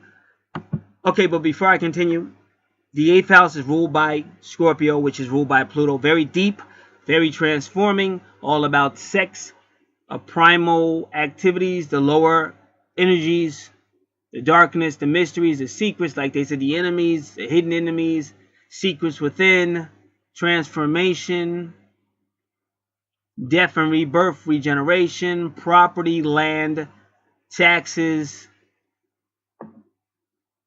other people's property, shared resources is all in the 8th house. Karma, banking, finance, business, all in the 8th house. So that's all in there. So make sure you understand that as well. And the moon is going to affect all of that. Now, Sagittarius in the 8th house.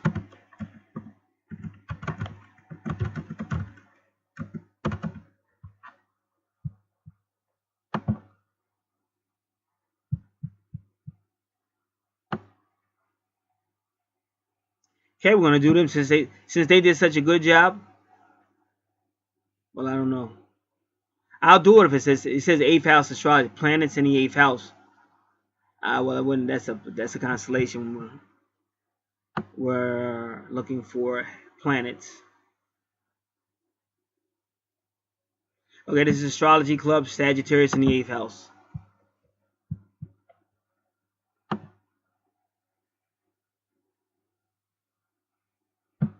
In this placement, Sagittarius finds its adventure in the depths of the human psyche.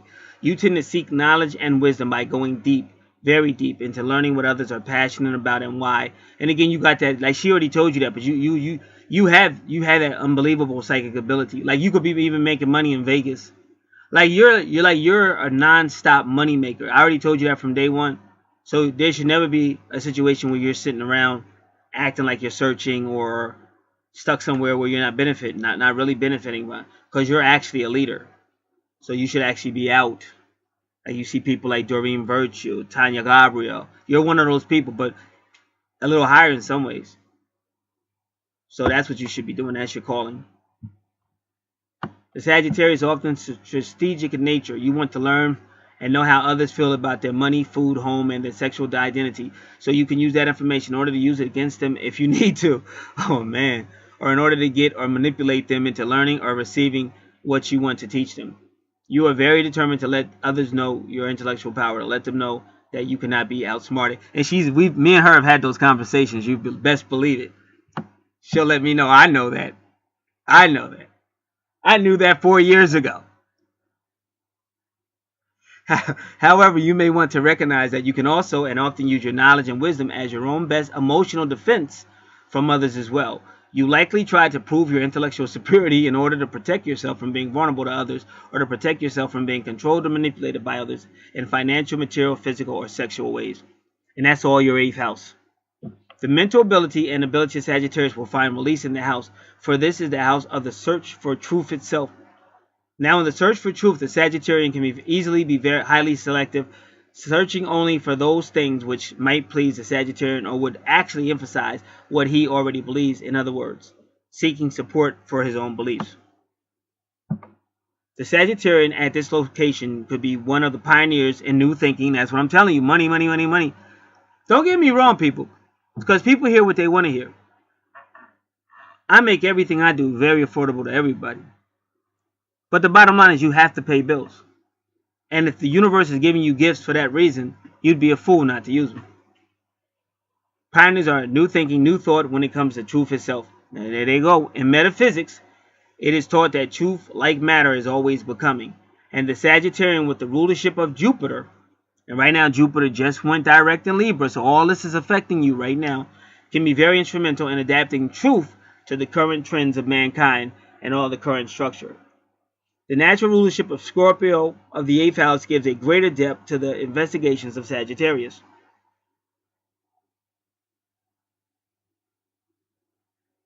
This location of Sagittarius in the crux of the 8th house, as well as the 12th house, like I keep telling you, both work together, that would bring out the spiritual values so that Sagittarius could be truly spiritualized. So this Sagittarius could be a truly spiritualized individual. Through the realization of concepts can cause regeneration within a Sagittarius individual themselves. There is frequently more of a giving out of energy by the fiery nature of Sagittarius to others in the form of healing. So you're a healer as well. So there you have it. There you have it. That was a pretty good 8th house. 8th house is the house of fears and stuff like that as well. Just had to say that. Right, I'm going to put this on pause. I'll be back. Alrighty, so that was the 8th house. Now we move into the 9th house, which is really the house of foreign matters, higher consciousness, foreign travel, foreign languages, culture, philosophy, religion. And you got a lot of activity in that house. Because obviously you're attracted to that type of person, which is why you have so much activity there. Capricorn is the worker. Not only the worker, they also can go out. They look good as well. They're somewhat cultured. But the main thing, they're hard workers.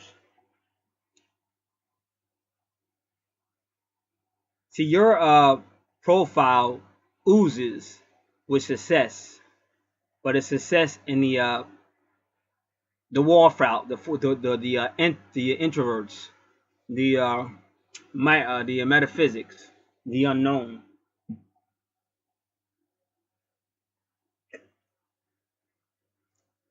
Now, if you notice, you have a lot of 19s in that area. You even have a 19 on Neptune. So that's a big number with you. And 19 is a number for the supernatural and the unknown, just so you know. So now we're going to spend a little time on the number 19.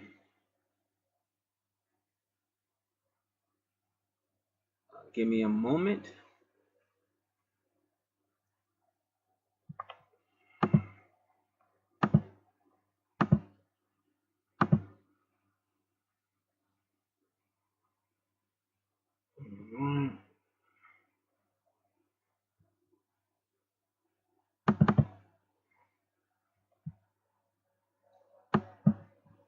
Desktop.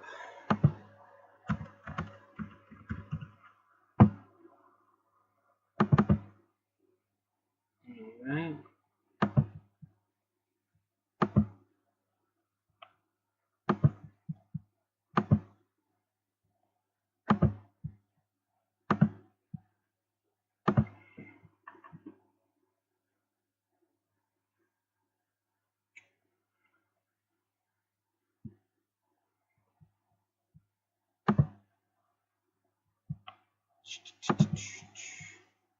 Don't mind me, I'm just getting things prepared.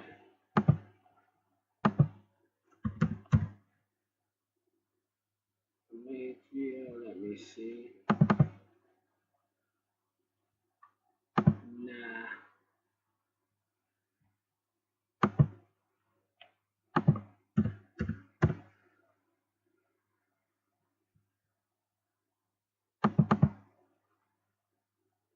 There we go. Exactly what I'm looking for.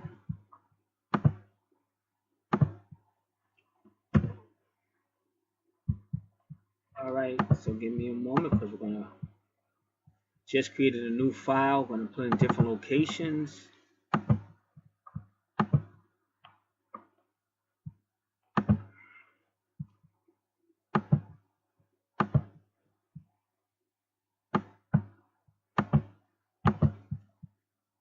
All right.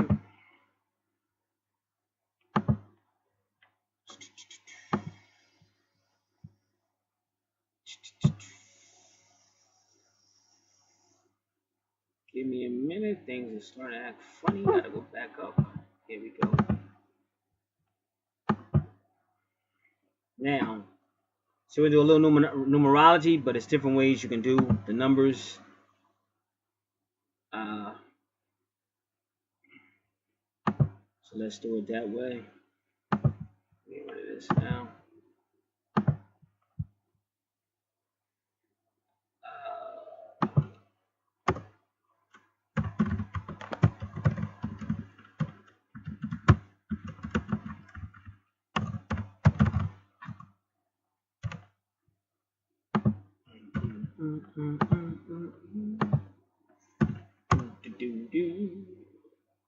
All right, come on. Log in.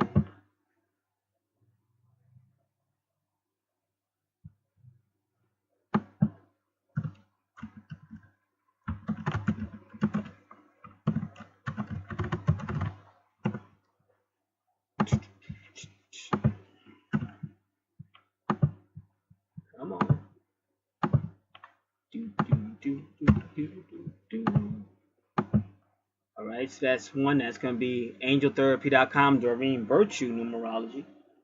But we also want a gentleman named Bill Hendricks. Bill Hendricks, BILLHEIDRICK.com. And he's going to show you the numerology, Hebrew numerology, which is like gematria for the number 19. And that's a big supernatural number. Just so you know, if you know anything about the final call with the Nation of Islam, they have how you'll have like a newsletter or a magazine, you know, like there might be a section called what's going on in the city, in the section of the newspaper that deals with the social issues, the people, stuff like that, the community. So they have an article called 19 written by the late Honorable Elijah Muhammad's wife, Tanetta Muhammad, and she calls her article 19. It's all about space travel and talking to higher people and stuff like that. So it's apropos that would be on your chart because it's the metaphysics. So that's what we're going to take our time and look it over. And then there's another Gematrix, TRIX.com or .org, I forget which one. And that'll tell you everything that's associated with the number 19 and Gematria. But right now we're just going to use Bill Hendricks and Doreen Virtue. And they should give us what we're looking for.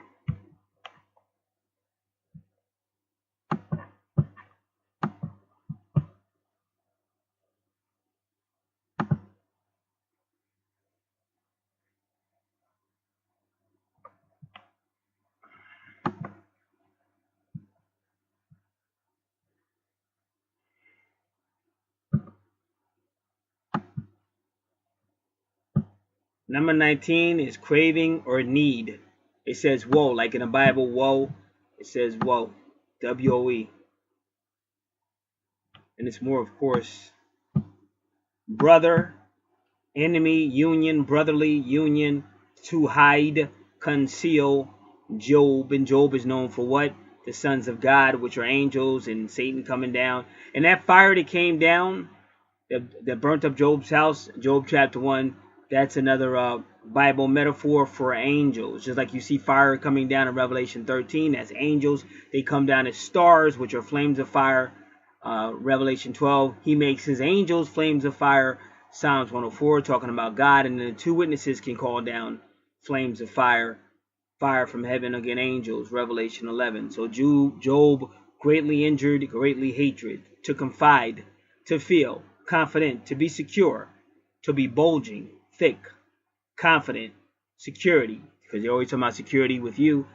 Villagers, aunt, to wet, flow, to die. A bird of prey, and angels are called birds in the Bible, inhabiting ruins. Kite, glede, mighty, endowed. Buzzing, and in the Bible it talks about a mighty angel. And I think he's standing in the sun, which is a big ball of fire. To beat off, to beat out, to thrust, to breathe, to live, to speak, to wind, to wind or wind, coil, encircle, life, name of Eve, a round tent or encampment. And they call Heavenly Mount Zion a tent or tabernacle in the Bible, a hamlet or village.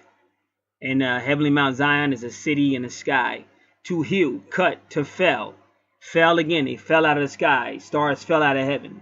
Fire fell from heaven, talking about the return of these angels. To be cut, marked with cuts. To be party colored.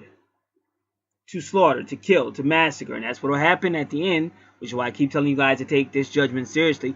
Anything I'm saying out here is 100% truthful, always backed up with 100% references and facts. But you have to take time to study it, because you're not going to believe it if you don't study it. Otherwise, you're going to listen, and intellectually, you're going to tell me I'm wrong, but you're not going to tell me I'm wrong scholarshiply or through facts. You're just telling me you're wrong because you don't want to believe it. But those are the type of people that will meet this massacre and slaughter when these angels come back. And as you can see, it's all on her chart. And as you can see, if you go right now to the final call online and look for the number 9, Tanetta Muhammad, she's going to show you, the number 19, Tanetta Muhammad, she's going to be telling you the same thing about angels coming back and all that kind of stuff. A slaughter, killing, butchering, slaughtering, beast, slaughtered beast, butchered meat, slayer, butcher, cook, executioner. And the beast is God's executioner, his right hand executioner, just like I said he is. Lifeguard, bodyguard, to sound forth, speak out, to throw, to cast, like angels, fire being cast from heaven, stars being cast from heaven, to stretch forth, because the Bible says at the end, God will stretch forth and gather his people back. This is the real Israelites. And the Bible says they will be those who keep the commandments of God, which will be the real Israelites, just like Nanania kind of hinted to, but then she changed it. She talked about the slave ships, but then all of a sudden she went from the slave ships to say everybody's Israel. Everybody's not Israel. Israel is Israel, the 12 tribes. The real tribes, not these fakies, not Revelation chapter 2 verse 9, Revelation 3 verse 9. Those are the fakes. Those are worshiping the wicked. And they've been lying ever since. Ever since they came around, they've been lying. And they've been perpetrating fraud. Perpetrating a fraud like they're the people of God. But they're not. And here it goes. Look at this. To become a Jew.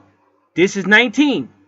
This is 19 with Bill Heydrich. So if you got a problem, I didn't write it. BILLHEIDRICK. See my point? It's all on your natal charts. But you've been so deceived by the devil that you actually think that there is no, oh, ain't no coming again. The Bible's manufactured, blah, blah, blah. But it's all on your chart. So how could it possibly be wrong if it's on your chart? Wake up, people. It says to become a Jew. Praise. Jah is Father. YH is Father. To flow away. Sounds like the ascension to me. Sounds like the rapture to me. To flow away. To escape. To deliver or rescue. Wow. Bible prophecy all on your natal chart. So everywhere where there's a 19 on your chart, that's what it's talking about. To be about to turn aside, deliver, rescue, avert. In other words, avert the calamity that God's getting ready to bring on the planet with fire and sulfur, fire and brimstone. To keep off, or the keepers, to keep off, the keepers, the watchers and the keepers, to keep off. That was all chapter, that was 19. And it just hit 222 on my timer. We can't make this stuff up. Now, Doreen Virtue says number 19. Give me a second.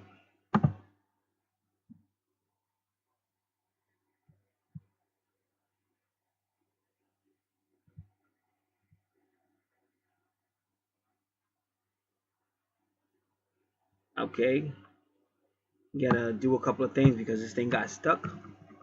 I got it.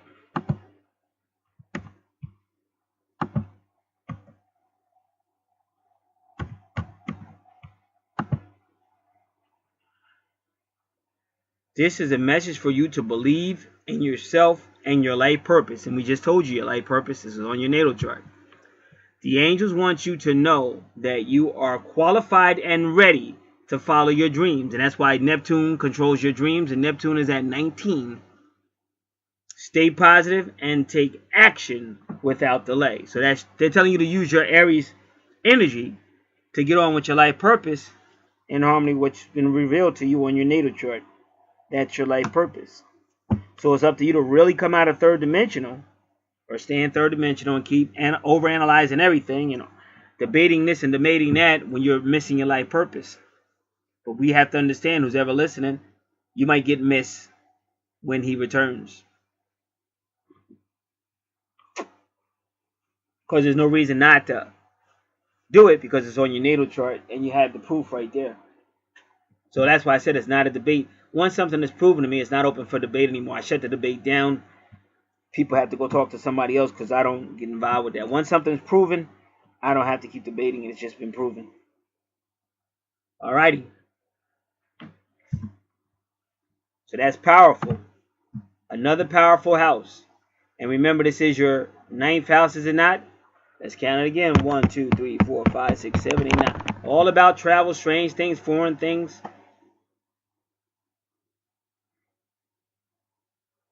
UFOs, angels.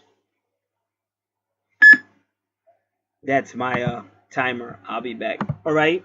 Now having these revelations, I just have to explain. See, when we're dealing with reincarnation, you may have been a different race in a different lifetime, whatever the case might be. But the goal is, once you have your natal chart and get these things understood, they're showing you what your life purpose is and what to be focusing on. And it's up to you to bring your life into what they're telling you to do. And I honestly believe that the more you do that, the more you're going to find other things like love, happiness, and stuff like that. Something like Doreen Virtue. she brought her entire life into what the archangels were showing her, and look at her now, worldwide. But we have to just put trust in the angels, natal charts, and move forward. And that's why I tell anybody getting readings. Some people think this is bubblegum astrology. It's not bubblegum astrology. It's not, oh, let me get a reading. Somebody just contacted me and said, how can I book a reading? I said, well, you might want to get your natal chart first and stuff like that. I haven't heard from them yet. See, I show you the real way to do this and be successful with it. Because any reading you get, if it's an accurate reading, it's going to take you back to your natal chart. Everything's always going to be on your natal chart. Just the way it is. So now with these new revelations, it might be new questions. And I know this person for a long time. So definitely hit me with an email. If you want, totally up to you. You might not want to. Whatever you want to do, it's fine. But you have new revelations. But again, in third dimension, we make everything about color, race, just silly stuff. You want to deal with spirit and soul. You want to go higher than third dimension. And your natal chart is telling you the truth about yourself, but you may not believe it. It's kind of like that character that David Chappelle played. The Ku Klux Klan, that was a black guy, but he was blind and he didn't know he was a nigger. I had to say it. But he hated himself. But it's who you are. So you got to know what's really going on to benefit. And stop running from your natal chart.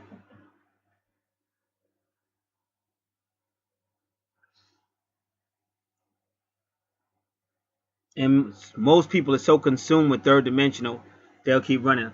Like my twin was a lot like that. And that's why I wisely realized she's not ready to awaken. Even though she tried to wake me up to whatever feeling she had or whatever, I couldn't just awaken the feelings. This got to be something more legitimate than feelings. Because I'm not trying to be with somebody 1 minute and in separation the next. I don't like that. So I'm not going to put part in it. And see, I realize I'm one with the universe. Therefore, I don't just have to take everything the universe sends my way. It has to make sense to me. Which means now everybody has to change things, because if my twin doesn't want to wake up or she wants it done her way, then they're going to have to focus more on her instead of focusing on me, because I won't make any more first moves. I made all the first moves, talked to her, gave her information on Twin Flame, gave her a way to contact me if she wanted. I made all the first moves. But she's still in third dimensional foolishness. So if they really wanted that union to take place, they would have to deal with her. If she's in a relationship, they'd have to do something with the relationship to make her look elsewhere. But that's up to them. As she looks elsewhere, she'd have to, since she does know about Twin Flame, she'd have to really want to study that, find out, ask some questions. And they may begin to tell her more things that'll help her realize, you know what?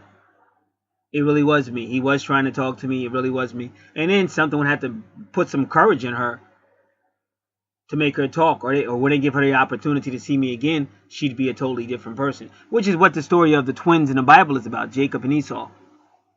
That was a situation that had turned to hate, and he said, when I see you again, I'm going to kill you. And finally, by the time he saw him again, it was all love again. So you got to let the angels work through things like that. But if you're smart, you'll always stick to the natal chart, and you'll always move forward. And if you watch me, that's what I'm always doing. All right? So that was powerful. Very powerful. Again, going back to your 9th house. Oh, I want to do one more 19. I have a website that says prophecylastdays.webs.com, which deals with a lot of stuff. What is this? Give me a second. I don't want to do an hour. Yeah, I don't like this timer anyway. Give me a second. Because I got something that should be done within 50 minutes, so I don't want an hour. Give me one moment.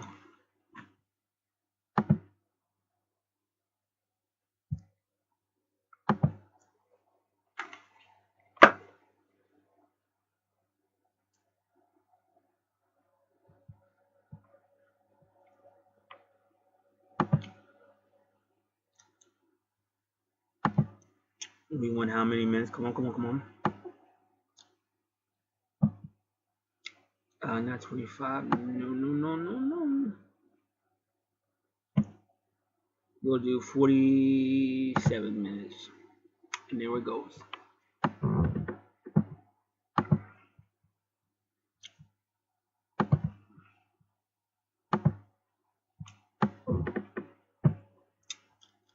I have a notification. Well, what are you notifying me of?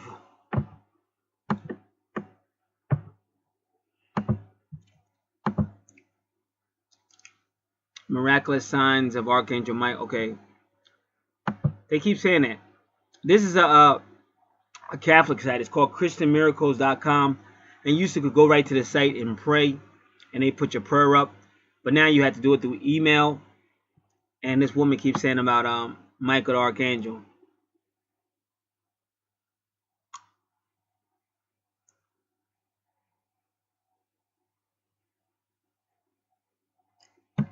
So the woman's name is her name is, show it to me please, because she showed it to me before.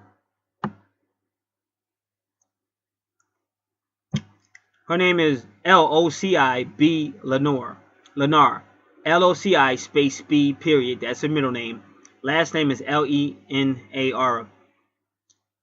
In 2015, she said that Our Lady, she received a letter from Jesus and Our Lady to dedicate the world to St. Michael's, the Archangels, for protection. Because she starts with 9/11. She says since 9/11. And she's talking about Our Lady of Fatima. Because like I told you, I know where people are going with this. A lot of people are saying, hey, listen, Gary, I don't understand. You know we're in the Matrix. You know the religions and everything we're handing down to us. And yet you still follow that. Because I understand more than you. And I've studied more than you. And I've read more than you. And you're going by some crap you heard on YouTube. And you're not doing any deep study. If you read the book of Job, just read Job chapter 1, Job chapter 2. God tells Satan, yeah, go ahead and put Job in the Matrix. And then they started calling Satan sent down fire in Job chapter 1. And they said, it's the fire of God. Well, it wasn't the fire of God. It was the fire of Satan. But Satan was still in control at that time, which means God was still working through that matrix. And when God came to correct Job in Job chapter 38, God still supported that matrix that he allowed Satan to set up. Just like he supported Satan testing Jesus after baptism in Matthew chapter 4. So yeah, you're in the matrix. It is a lot of deceptions, but it's also a lot of truth to it. And that's why I keep telling you need to pray and ask God for the Holy Spirit, his holy presence to help you to get through it. So yes, we're in a matrix, but no, it's not fully deceptive. There's a lot of stuff about the coming again of real people of God, which she has on her chart at number 19. The real people of God. And he's coming back for them. He's coming back for two classes of people according to Revelation, the book of Revelation. Those who keep the commandments of God, that would be the nation of Israel, all 12 tribes, and those who had a testimony of Jesus Christ. And again, these are Christians, primarily Christians who obey the Christian scriptures. And when they fall short, hopefully they are humble enough to repent to receive that forgiveness. But those are the only two people he's really coming for. No disrespect to anybody else, but there is a worldwide gospel that anybody has a chance to learn if they want to. And a lot of people choose not to. So you can believe it or not believe it, but again, you see it in your natal chart. So, and we're talking about 9/11. That's 19 right there. There's a 1-9 right there. They talk about 9/11 and 11/9. Still dealing with 19. I told you a bus went speeding by. Get this, a yellow bus goes speeding by on Memorial Day. Ain't schools closed? Schools are closed on Memorial Day. So what was this school bus driver doing out there speeding by my window with 119 on the bus? That's 11/9 backwards. And then I saw him again the following Monday. So I don't know what that dude was doing out there. What school was open on Memorial Day? Amazing. Alrighty. So now I want to save this so people can know I'm not making it up. So it's 100-year anniversary of Our Lady of Fatima. Started in May, but it concludes in September of 2017. And 20th of September 17 is when all the planets line up.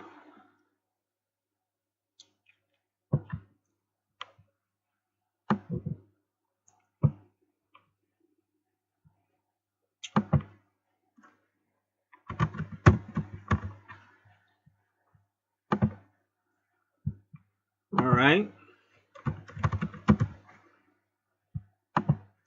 So as I was saying, we're going to do prophecies last day.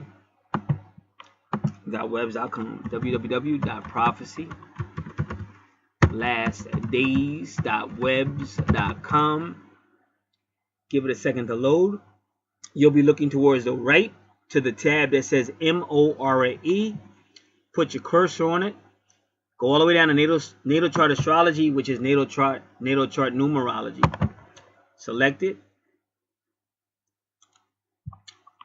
Then use your find command to find the number 19. Now it's taking forever for this thing to do it. So we're not going to waste a whole lot of time because we've been out here forever. If it doesn't go in a couple of seconds, here we go. Very good. Now you're going to type in 19 in your find search. 19 is the sun masculine, married to the moon, feminine, after repeated sorrows. And then it says Japan, Juku, J-U-K-U, anything with a Jew, just like your 19 says. Jupiter just turned direct in Libra. Marriage would represent Libra. Jew, J-U, justice, Mayat, scales, balance, that's all about Libra. Balance, justice, Japan. And that's what it will be at the end when God comes to deliver his real people. Not the one who say they are Jews but are not. That's Revelation chapter 2 verse 9 and Revelation chapter 3 verse 9. This is the entire Israel, the entire 12 tribes of Israel. The ones who not any even admitted were brought over on a slave ship. But then all of a sudden she admits it, but then she changes it and says the 12 tribes of Israel are all humans, which is a lie. The 12 tribes of Israel are the 12 tribes of Israel. They were brought over on slave ships, just like the Bible said they would be. So your 19 is dealing with the sun, masculine, moon, feminine when they get married, but only after repeated sorrows. And it has a big role with Jupiter. And Jupiter is the ruler of Sagittarius. And right now we're in your 9th house, which is ruled by Sagittarius. So you see how powerful numerology is. So that's what people want to do. They want to humble themselves and let the natal charts, the Archangel cards, and things like that lead them. And this person I'm talking to, she's very smart because she will question it. And so do I. She will question. She doesn't like it. But I've been doing this repeatedly, and I understand the angels are really right. This is where the problem comes in. And I'm just being honest. When you let other people in that cipher, like I keep trying to say, if you get your twin flame and she's nowhere, like I'm a masculine, so I'm gonna say if she's nowhere near where you need her to be or where she should be, she's gonna fuck you up. She's gonna fuck up your situation with the archangels because you're gonna be trying to obey the archangels, and she's gonna be coming with all this third dimension crazy stuff, color of her nails or some crazy stuff that's got nothing to do with anything other than vanity, and it pulls you away. So when I'm basking in this beauty, this greatness, the presence of God and the archangels, Chamuel is always with me. A lot of times when things fall, they normally are roll. Chamuel makes sure they stand up. You don't know how many things have fallen, and I've heard them roll, but when I look, he stands it back up so it can't roll, so I can find it easily. That's what Chamuel does. He restores things. He's the best friend anybody could have. This is wonderful. When you have the moon talking to you, the planets talking to you, when you know they're calling you, you go into the space chart and prove it. I just did a new video where they called me last night. And that video for my channel, got a nice high amount of people. And I got a lot of likes for that video. See, some people realize this is real. It's not crazy. And the more you realize it, the more you separate from this bullshit they call third dimensional. Because it's going down anyway. God is about to burn it up. He's coming for his people. And he's going to do that of fire and brimstone and all that stuff on everybody else. But you still got time if you just repent. If you humble yourself and go back to spirit. The Bible is God's word. No disrespect any other holy book. I didn't say they were wrong. But as far as telling you what God's about to do, that would be the Holy Bible, which I show you all the time on the spiritual channel here on YouTube. 22 chapters of Revelation, verse by verse, word by word. So anybody that sits down, prays, asks God to help them, is humble, they can learn a whole lot. But all that thinking you don't know if you're going by your thoughts, because this is an intellectual or physical. This is spiritual. If you just go by the cards, that's not enough. That's soul. That's soul. When you talk about twin soul, that's soul. You need spirit too. You need spirit too for it to really work. Otherwise, you're going to have soul, you're going to have flesh, and you're going to have separation. So you get your twin, you have a lot of sex, and you still separate because there's no loyalty there. That's all about me, me, me. I am, me, me, me. But if you want a relation to work, it has to be more like Gemini, the twins. It has to be thought. It has to be communication, compromise, and commitment for long term. And if you say, well, I don't want that, I just want the sex. Well, then you're probably not going to be a part of the kingdom because the Bible says no one fornicator and stuff like that or adulterer is going to be in the kingdom. So you got to learn how to bring it in. Bring it all in like I do. Bring it all in and trust God and the archangels to help you work it out. Because it's not easy. But I'm out here every day, every night, trying to help the people that really want it. Wake up. We're still in the 9th house. A lot of love in her ninth house. A lot of love in her ninth house. She wants a cultured person that can travel with her, learn with her, maybe be a partner with her. That's what Juno's looking for. And Venus is also love and finance and beauty and diplomacy and forgiveness, but also culture, traveling all around. And that's what she likes to talk about. And then Pallas is going to stand up for her in feminine issues. Feminine issues. And even look at her medium coeli at 1911 or 911 or even 119, just like I've been saying.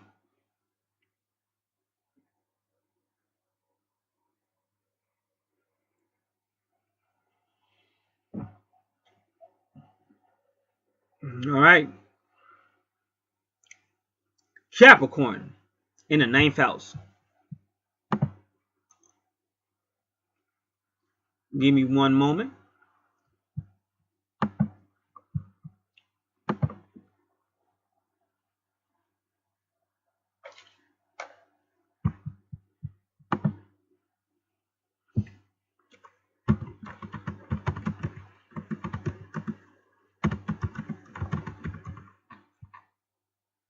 Astrology Club.org.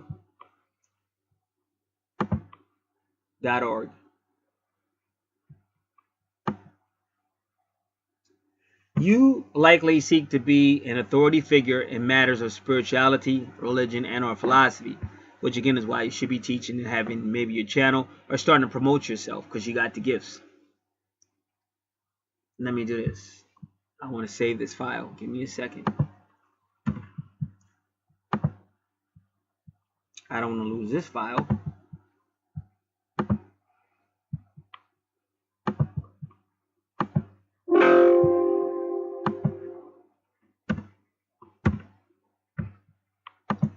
Capricorn in the houses.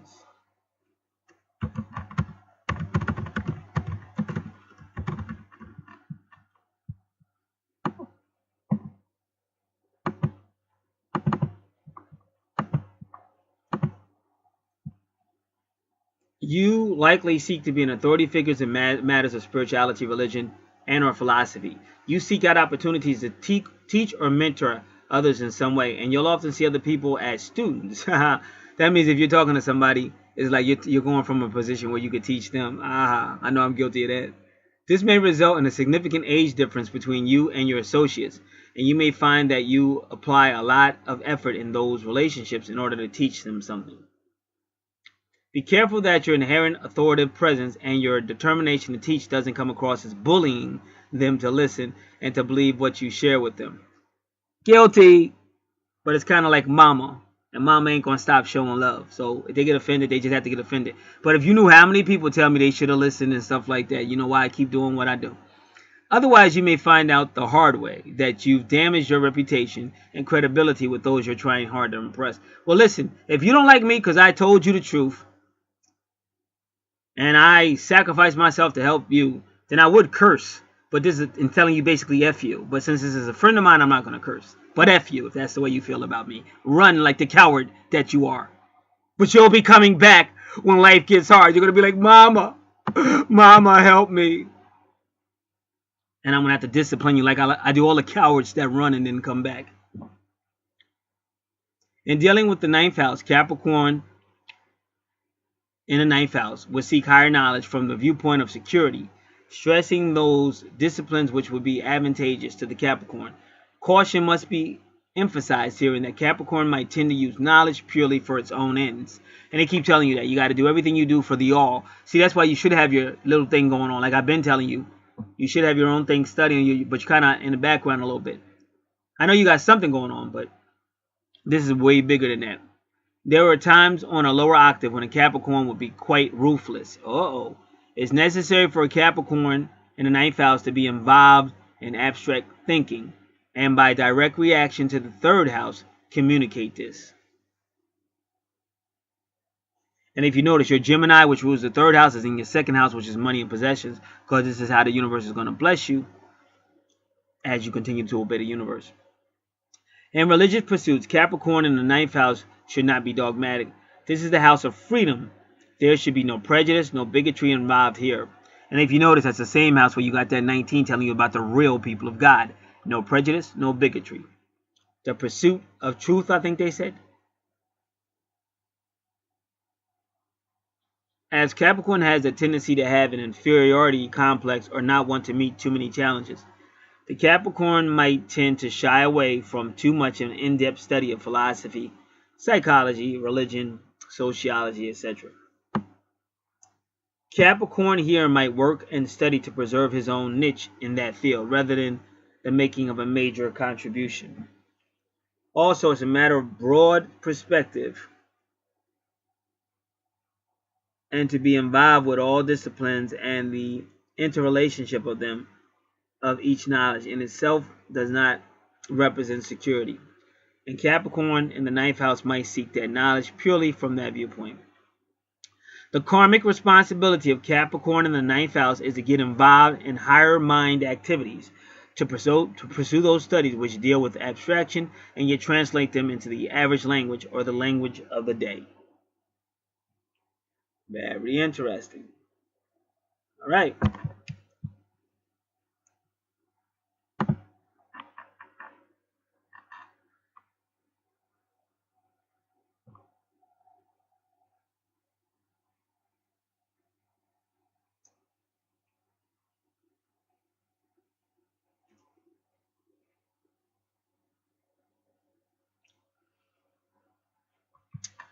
We're going to try to do Palace and Capricorn.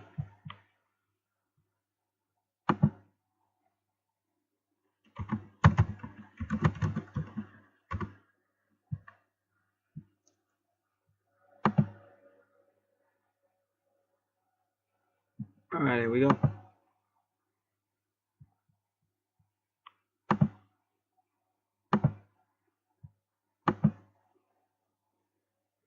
Palace. Come on, I said Capricorn, not Cancer.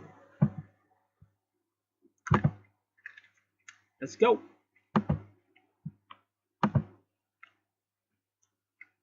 Palace and Capricorn can see the underlying structure in any form. In healing, this is expressed in the skeleton. So, modalities like posture therapy, chiropractic, osteopathy, deep tissue massage, and dentistry may be most appealing. They want to create precise modes to form their creative energies.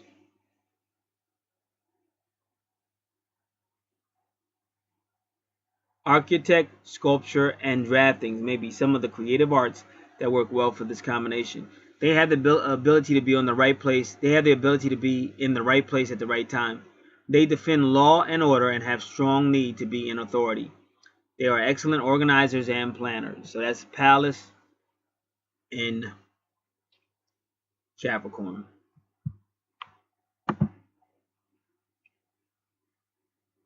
And again, we already told you what Capricorn in the 9th house is about, so you could add that to it.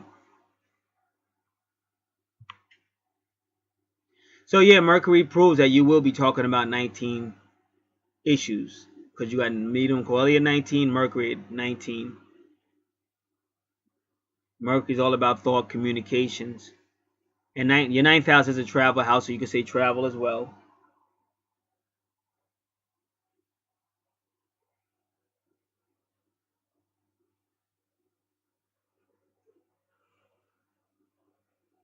Now, Juno and Capricorn, because Saturn rules Capricorn. Jupiter and Capricorn is just like Jupiter and Saturn. Jupiter is the girl who wants to be married. Serious relationship. Saturn is the daddy with the shotgun. So again, they keep implying that you may be quick to like rush into a relationship. But unfortunately, because in third dimensional, it's you kind of can't. I mean, you gotta just learn. You give some, but you don't give a lot. You don't give so much that you end up hurting yourself or hurting a relationship. It's not easy.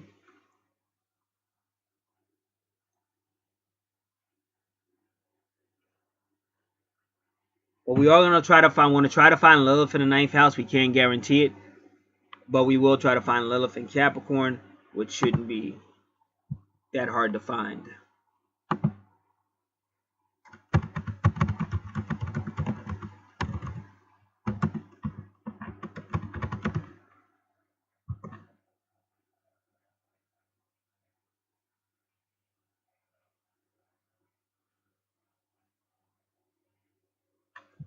This says stepinhoroscope.com, Lilith in Capricorn. We're going to check it out. We cannot guarantee it's what we're looking for, but we'll give it a shot.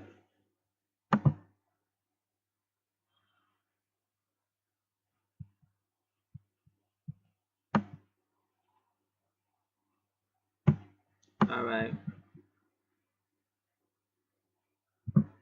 Lilith is dignified in Capricorn. Lilith in this placement is practical. Lilith is also ambitious and goal-oriented to the point of alienation from all others. Bad choices cause her to topple from the top where she so badly wants to be. So again, that's like that person having sex in their office and they get caught and lose everything. I know a guy, he was a security guard of this big complex. And he decides to steal the computers. So he gets fired and now he's on the street. I'm on the street witnessing. This is 1980s. And he's running up on me asking for money and asking for that. And I'm like, nah, I'm not giving this guy nothing. He had everything in the world and he lost it. So you got to be very careful with that Lilith in Capricorn. Because the universe has set you up to really be big and famous. And that's what Capricorn is. Your career and reputation. So they say this person's reputation may somehow be marred by sexual scandal. She will exploit her personal power using sex as her weapon. Her appearance that she has it all together lures lovers to her. She may also appear innocent, as Capricorn often does. As a mother, she denies her children of basic needs. Hunger and cold are denoted. This position can indicate severe deprivation in early childhood. The mother with Capricorn and Lilith is unloving and cold. As a lover, she hides emotions, appearing cold and severe. She remains reticent in love and cannot seem to express her deeply felt feelings. As a mistress, she causes downfall of people in power. Now, I'm getting this in stepinhoroscope.com, so I'm not saying this. Stepinhoroscope.com. Lilith in Capricorn. Women. Lilith in Capricorn will hardly ever share any emotions, and these natives may seem unapproachable. Achievement and status will be the method employed to feed the hidden need for emotional contact. As extremes, here is the at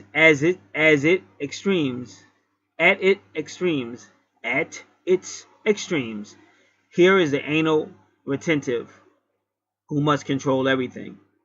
And that goes back to your fifth house, like messing up everybody's fun with the Virgo, trying to understand everything.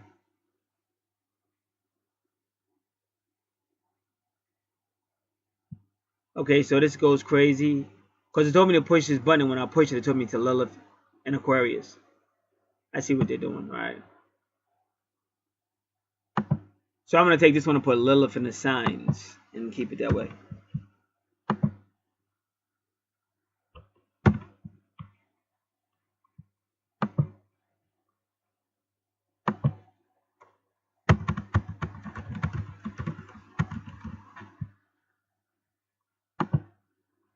Alright.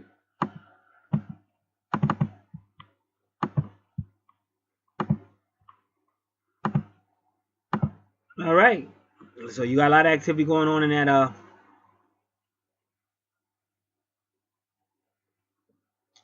So here, let's listen.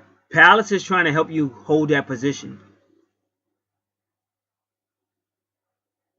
Venus is trying to help you find love in the position.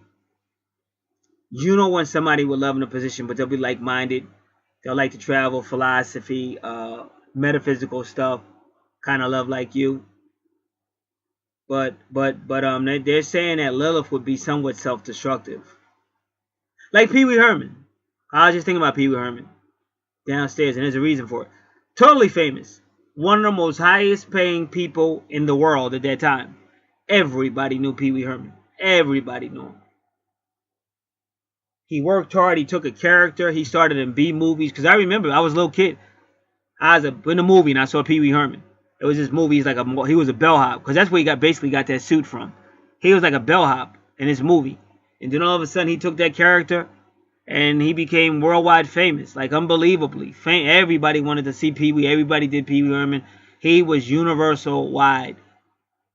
Now he had a lot of secrets in his family and family name, but he was smart. He kept that secret. And here's a guy that had everything he wanted. And with all the money in the world, because I'm not even going to lie to you, at that point, I wasn't Christian, or if I was, I wasn't obeying it. If I had the kind of money he had, do you understand? Do you understand? Who cares if she gets pregnant? Who cares? I got dough. But I still would have been real slick with mine, because I ain't giving up nothing to no broad that don't deserve it. So anyway, but I definitely would have been having my pimp game going. I'm not even going to lie. He had it all, but he had that, you know, that little introspective nerd thing going on. And he could have did whatever. You know, he could have had 1 billion houses if he wanted to. This guy was rich, so whatever he wanted to do, he wanted to do. But people that knew him inside said he was getting really tired, because it was a demand, and he knew he had more money than he would ever need, and it was a demand. So it might have been affecting him, messing him up psychologically. So for some reason, you know, he didn't, because anybody could have got a girlfriend, you could have got a mission, you could have got a few. He could do whatever because he had money. He could have got it. But for some reason, he didn't do it. Instead, he goes to a public, give me the correct word, Lord. One of those X-rated movies. He went to one of those theaters, an X-rated theater, public. And he's in a theater.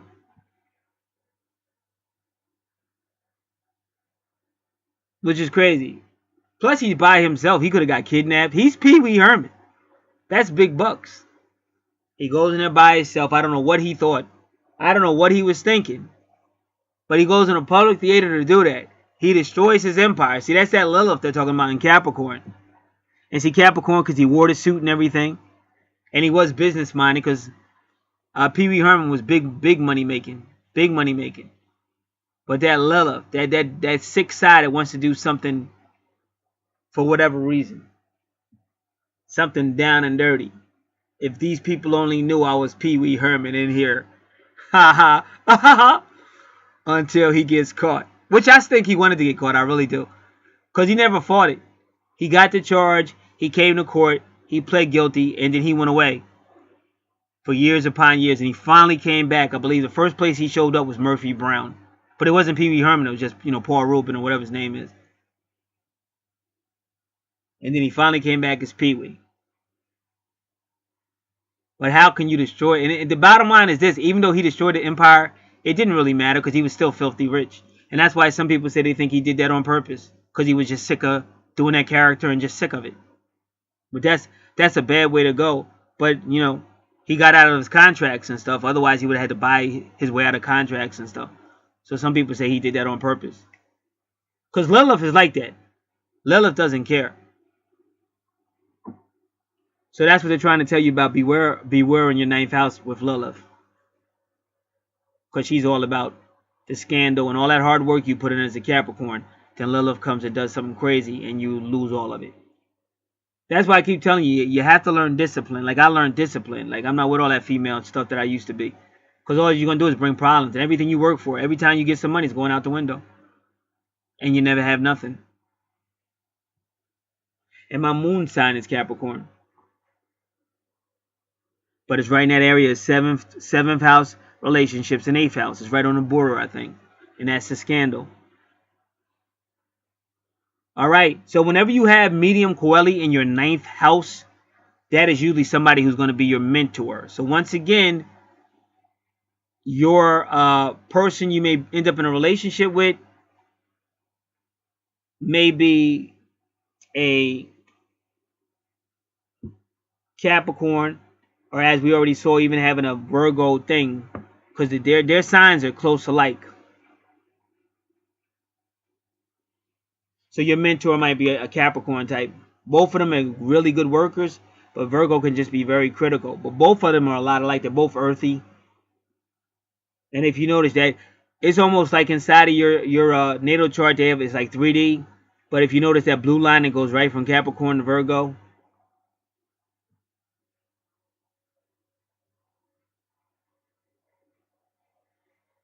so now your 10th house is your career, and that's the Aquarius. The Aquarius is going to be teaching people or coming up ways, a lot of ingenuity to help other people. And that's your sun sign. And you're still going to be a nurturer because of the asteroid Charis.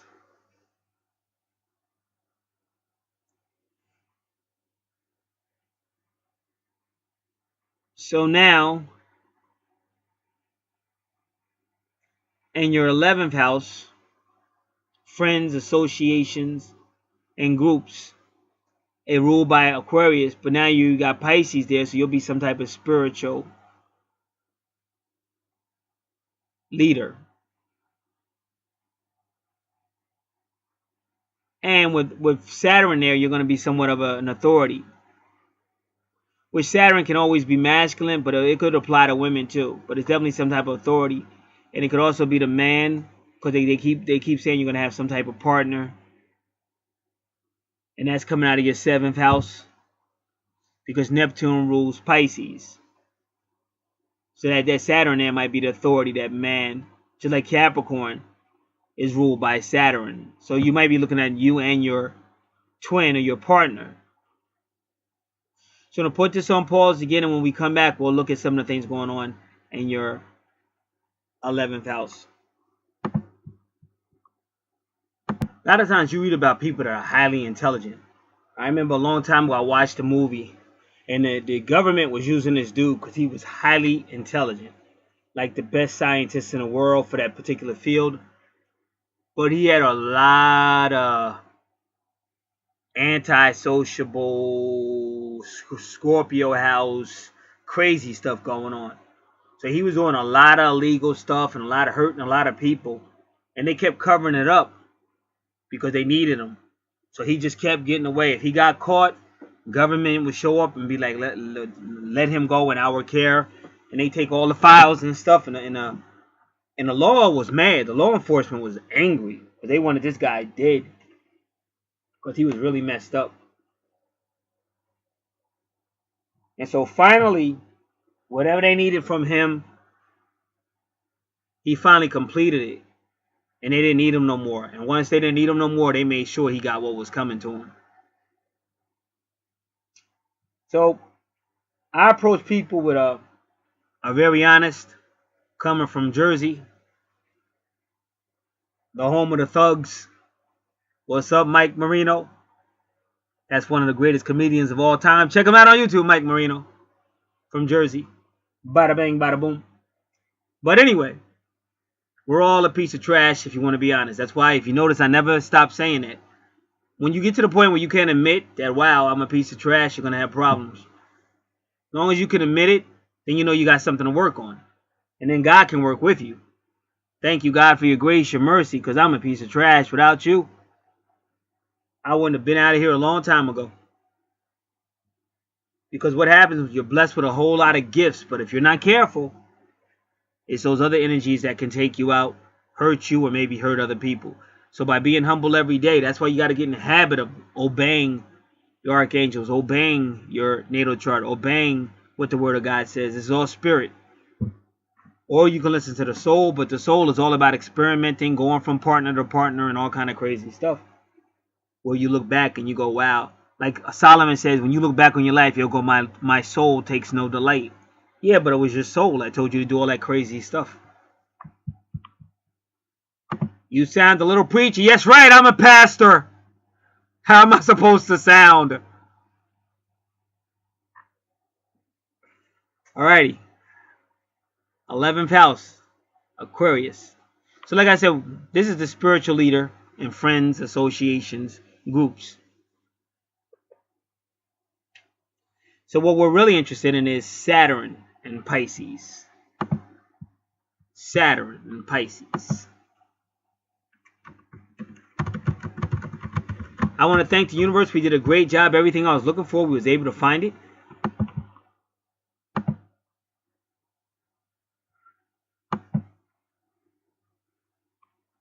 Give me a moment. I'm getting things out of here. Come on, come on, come on.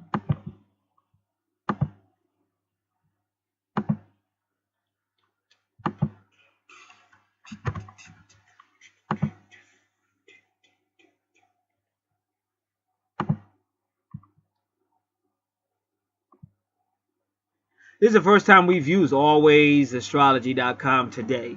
Well, let's use it. Saturn in Pisces is sensitive. They often feel defenseless or vulnerable. They may be a bit paranoid because it is easier for them to see the negative side than the positive side. So in some ways, you should be glad that your Neptune is in retrograde, because Neptune rules Pisces. But at the end, your Neptune in that 7th house with Scorpio, you're still gonna be thinking negative a lot of times. So that's something you have to really note down, that most of your houses, not all of them, but a lot of your houses make you tend to make you think negative. And that's not good. That's not good for yourself, and that's good not for people that you're around. They may feel like a victim or a martyr. Saturn and Pisces can turn their sensitivity into a positive thing. They can be compassionate and pragmatic. They can be artistic, spiritual, or psychic. They may find a need for religion, as it gives them structure and security. And if you notice, that word security keeps coming up when it's talking about you. Pisces Saturn may need to work on developing self-confidence to fully appreciate their abilities. They need to learn to trust and listen.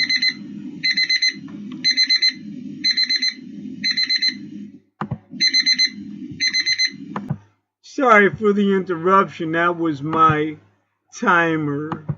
But I'm sure you already knew that.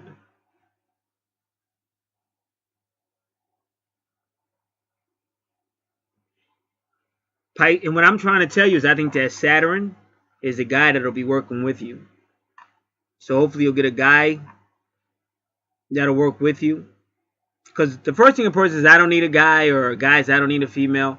But you got to get past third dimensional. Because I totally agree with you. That's why I'm single. But you may find someone who's not typical. You may find anti-typical, because you have a lot of power within yourself, but you have to stand up and take your power. And now I drew 2 cards 2 mornings ago. Drew 2 cards. I was going to go to bed, and I had my original Archangels that I printed off angeltherapy.com. 15 cards. I printed them myself, and I pulled 2. Michael said, be crystal clear about your intent. And then Raziel said, take back your power. I was like, well, what do you mean, Raziel? Because he's a Leo, I'm a Leo. What do you mean, take back my power, Raziel? Be more clear. And I haven't drawn any cards since then. But ultimately, by what you project, you get back. And when you tell the universe, I don't want that, I don't want that. See, they have to go back to, like in a twin flame situation, they have to go back to her. And if this is supposed to be some union that's supposed to happen, and they realize I'm saying I'm going as far as I'm going, I'm not going any further, they know it's her turn to step up. Because it should never be about just a guy pursuing a female and how she feels and if she feels. That's bullshit. How about they both pursue each other? Real love. That's what I'm about. So things can happen, things can change. And when you are that Pisces in the 11th house, and that Saturn comes along to help you in your insecurities and help you organize and takes that position, because that's what Saturn's going to do. Because Pisces seems a little sensitive, a little confused at the end of the day. A little scared because you're feeling negative, you're assuming negative, and negative might not be there. But that's all that has to do with Neptune and Scorpio in your 7th house and relationships. And they say, well, if that's true, how's she going to trust this guy? Well, somehow we did learn that she can be very trusting to the guy. It's a very complex natal reading, I can tell you that. But it does have it has a good ending if you're willing to step out of third dimensional. Including that 19, because that 19 is going to play a major part. You might fall in love with Israelite, a real one. Ha ha! Scares the hell out of you. What are my friends going to say? Oh no! But it could happen. Let's look at your chart one more time. See, that's that Capricorn. Look at it. 1919. That Capricorn is ruled by Saturn. And that might be the guy that's going to come, and you and him are going to have like a great partnership encouraging people. There's going to be a lot of money behind it. But my suggestion is you may want to get that in writing, like who's getting what. You understand? Because if something goes wrong, if it was your energy that brought everything, and he kind of like helped out as your like kind of like a coach or agent, a support team, but it still was your energy. So you might want to sit down and have that in writing. Okay, if anything happens between me and you, you get a percentage of it, whatever. You got to work that out, and that's also Capricorn too. And also, that's also 7th house about contracts. This is why I tell you these things. I'm in perfect harmony with your natal chart. Now, Pisces Saturn may need to work on developing self-confidence to fully appreciate their abilities. They need to learn to trust and listen to their subconscious. And you're dealing with the moon now. Let's see where your moon is at again. In the 8th house. Just be careful when you're listening to that moon. Because we already read your 8th house. Just be careful. Not saying it's a bad thing, but be careful. You want more mental. So where Gemini is, possibly where Mercury is. Because you want thought, you want mental. Your Gemini is in the 2nd house, just like I just told you. Keep an eye on the money. Because the universe has blessed you with a lot. And you best believe when that Saturn comes in, he's going to notice that immediately. When that Capricorn or that Saturn or that Virgo comes in, they're going to say, this lady's packing. Let me become her best friend. So you better get it right. I don't know if Oprah did it. I don't remember. But you better get it right. Because you don't want somebody coming in and leaving with half or more of your cash. And that's the way it is in 3rd dimensional.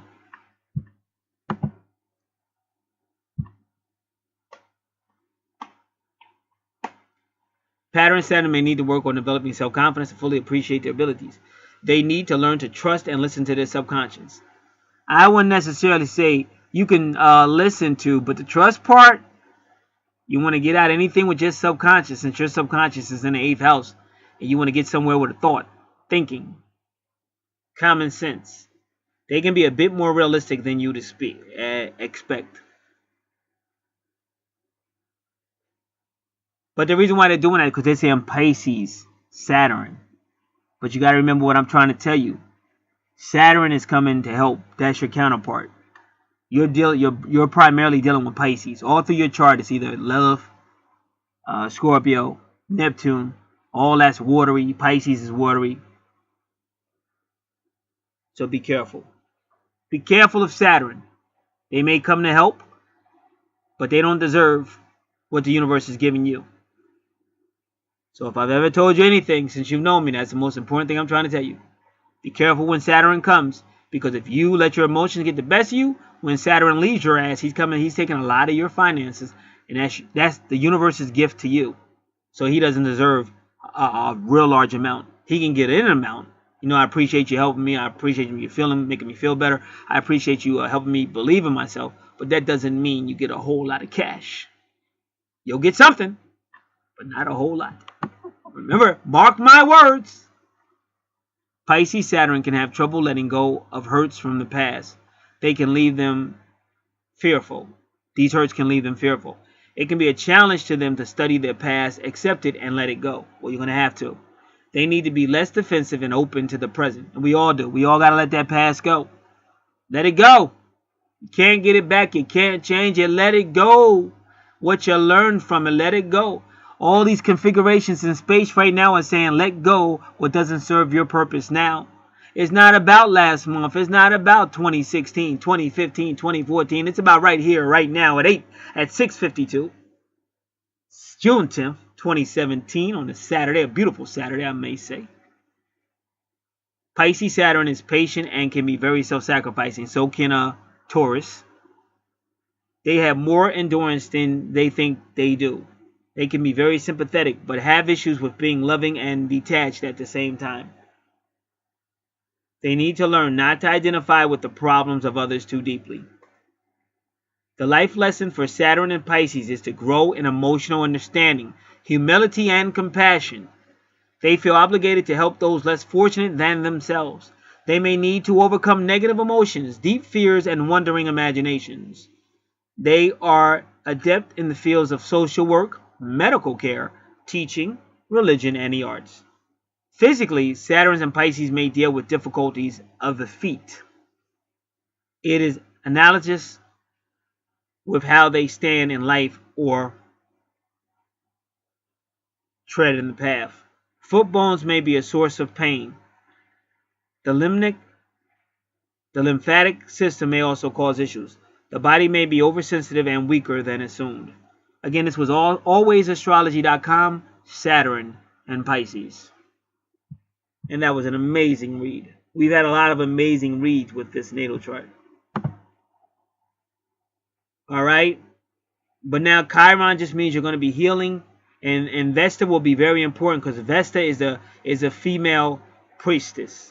So we're going to spend, just to let you know, Vesta is also the heater in your house, the furnace in your house, the fireplace in your house.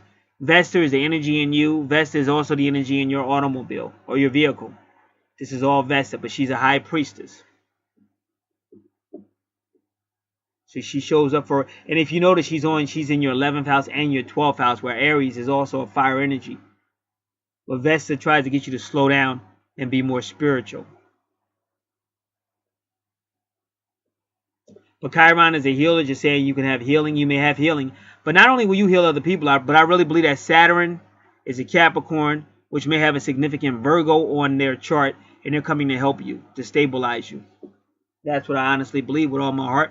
And again, when you get this information, that's why you get readings and stuff like that. That's why you need your natal chart, because once you have your natal chart, you can take it anywhere and get even further information. You need an accurate natal chart. I'm never going to stop saying that. And I'm sorry so many people don't get it, because they're so full of crap and they're so full of bubblegum astrology, bubblegum horoscopes, bubblegum tarot cards, bubblegum archangel cards. Where's my twin? Oh, will I find love in this life? Oh, will I blah, blah, blah, blah, blah, blah, blah, blah, blah, blah. How about you actually find out why you're here? How about your chart tells you who you're going to get and who you're going to meet and all that? How about you listen to your chart? How about that? How about meet me outside? That cash kid. Alrighty. We're going in a part of fortune. You might want to put your seatbelts on, people. We're going into part of fortunes. Part of fortunes in the 11th house.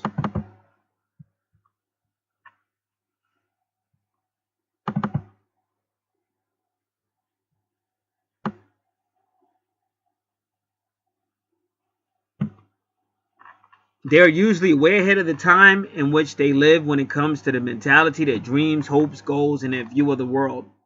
This is a person who thinks in terms of brotherhood, altruistic, unity, humanitarian values. This person wants to do things that benefit society as a whole, as a true Aquarius. This is why they sometimes see themselves as a reformer of sorts, improving social, cultural, or spiritual values in those around them. They want better conditions for the community as well as for humanity. Well, this is a great altruist person. Part of fortune in the 11th house. Now we're going to do part of fortune in Pisces. Come on, people.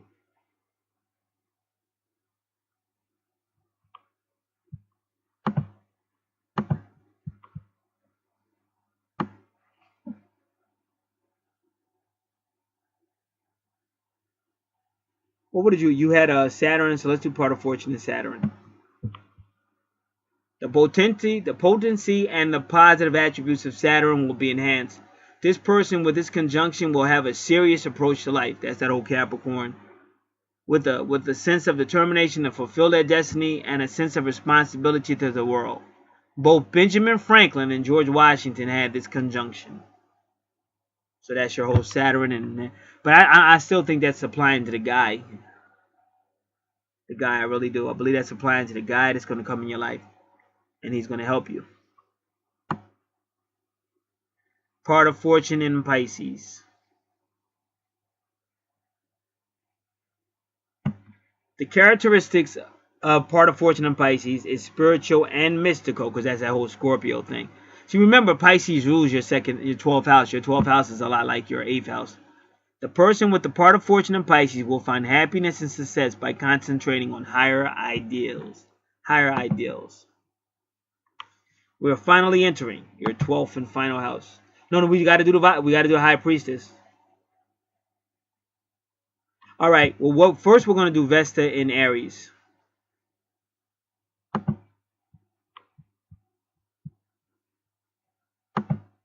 I believe I'm at Always Astrology.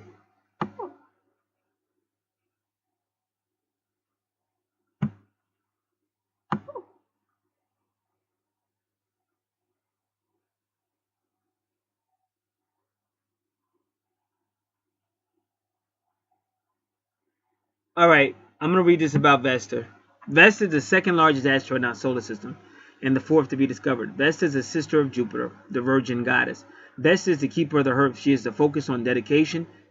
She is focused and dedication. She has mental clarity and self-respect. Just to let you know, Vesta is also a high priestess. She's about your spirituality. Vesta brings out your purest potential and essence into being. Vesta is organized and perfect. She has a talent for breaking things down into its components. She rules the metabolism, which is that fire, and the upper intestines. She carries influence over locks and keys, sisters, security, investments, insurance, inheritance. She is the epitome of the home and family, ritual, chastity, and sexuality and devotion. Her negative aspects include insecurity, lack of focus, promiscuity, segregation, secret societies, and family troubles. There may be a fear of sex or intimacy as well as invalidation of self. Denial can be a big aspect when she is negative. And I think when they're saying she's negative, they're talking about when she's retrograde. Now you want Vesta and Aries.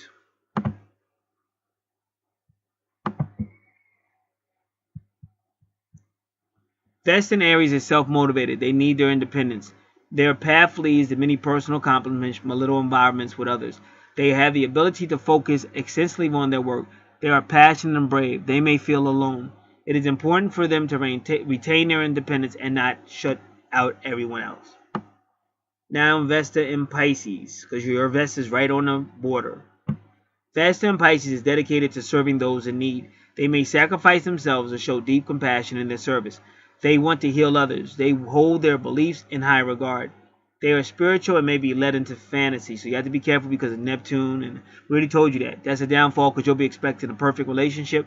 And you'll be letting things go that didn't have to be let go. But you're in fantasy land because of Neptune and Pisces. They have an excellent imagination. They may not be sure of how they do what they do. They run the risk of not living in reality. They need to learn to awaken into themselves and connect the body with the mind and the spirit. So that's your Vesta in Pisces.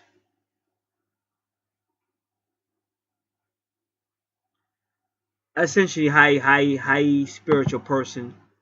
But just a little bit more. We're going to do the doctor from India. And we're going to try to see if she has Vesta in Pisces. Her name is Bairavee. Last name Balasub. Ram as in money. An as in Nancy. Iam as in money. She's a doctor from India. And we're going to try to do Vesta in Pisces. And I want to close a lot of these windows.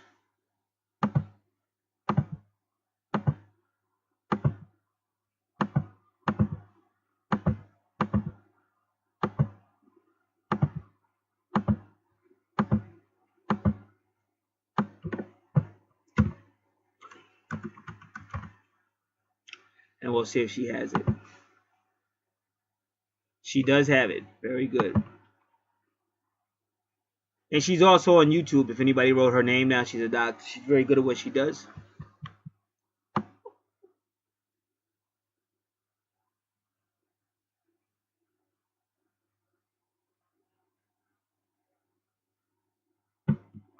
Vesta represents the archetype of the priestess and the spiritual facilitator. She also rules the hearth, the sacred flame of the temple, and the flesh. She shows us that which we are devoted towards, and paradoxically, that which we may feel the need to divest ourselves, thrown into the sacred flames, or something new to arise. Much like Phoenix must surrender its old body for the flames to render it anew. See, that makes sense. So she's attacking your Aries, because Aries is I am. She's teaching you to be more people conscious, more community conscious, more the all. A-L-L, all capital letters. So she's trying to get you to embrace the we are. And as long as your male is coming, that Capricorn, Saturn, that Virgo, she'll work with him, because Vesta tends to work with Virgo. She'll work with that to really get you going. But I'm telling you, and I'm going to keep saying it, be careful, because when things go bad, that person will be trying to take a lot of your cash. Because if you do what the universe says, you already seen a lot of cash according to your chart, but you'll see much more with if you obey what the universe is telling you. In Pisces, Vesta waged through the Cosmic Queen. Her laser point focus is somewhat more diffused, and information comes to her at subconscious level. So they keep talking about your subconscious.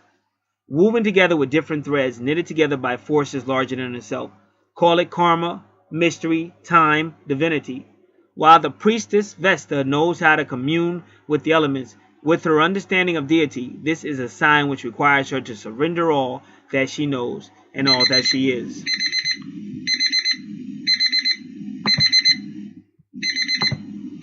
I'll be back.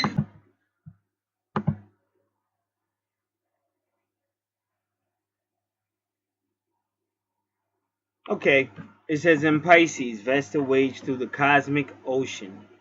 Once again, talking about space. That's that number 19. In fact, that's what I think Tanita Muhammad calls it.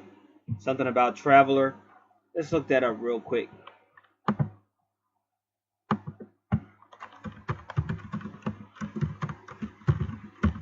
T-Y-N-E-T-T-A-M-U-H-A-M-M-A-D. Tanita space Muhammad. And then just type in 19. Let's see what happens.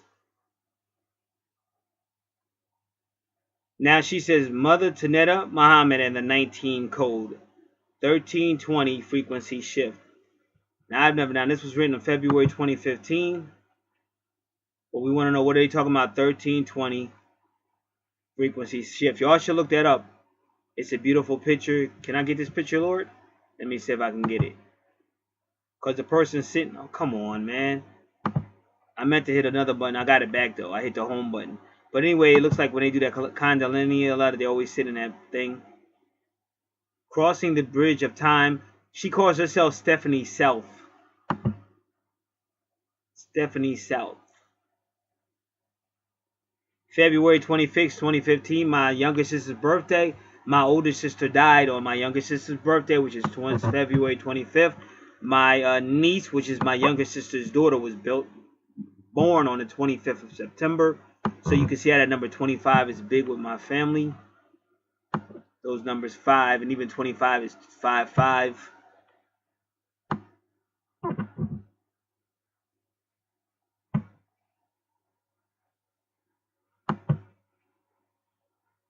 Love is the highest art of time.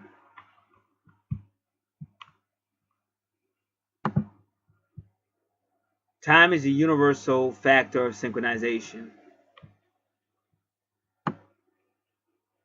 She says, Mother Tanita and the 19 code.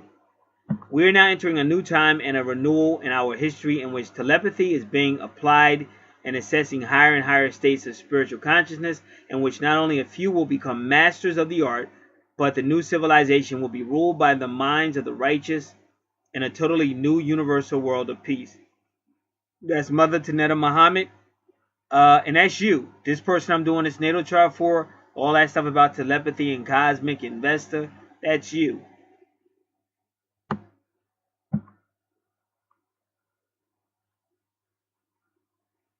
She says God, G-O-D, equals galactic ordering dynamic.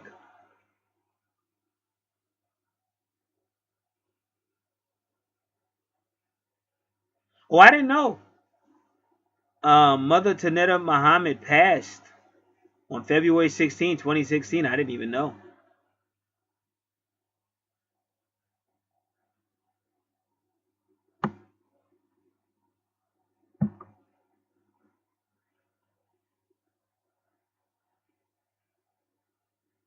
Says she had a profound understanding of the law of time and the universal mathematics behind creation. She was good friends with Jose Arguelles, and if I'm not mistaken, he's the one that actually said he was taken up into a UFO. Now, this woman, she sees this kind of stuff because she contacts me. Like, a lot of times I see stuff in space, and she sees it too, so she'll contact me and say, what was that up in space? And I have seen it too. I've seen it too. Now, give me a moment, because we're going to look this up. See, this is necessary to your natal chart. It's no difference. It's the number 19. Because we are changing. Like the real Israel. The forefathers of the real Israel coming back. And they're coming back for their seed and their bloodline.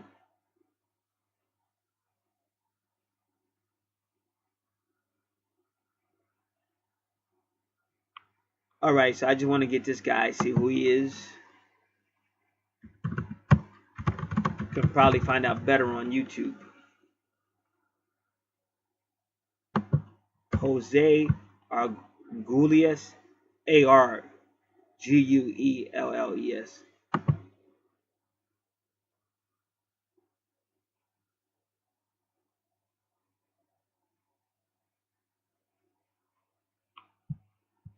All right. Seemed like he was around a lot, around like 4 to 6 years ago. But he might not have been the one that was taken up. Oh, he died too. They say he died in 2011.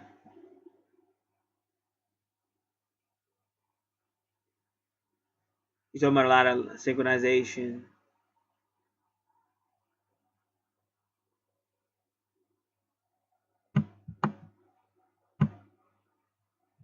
All right, so she knew him.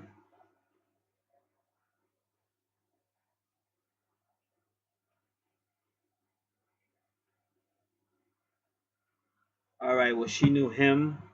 Now we'll go back to this article.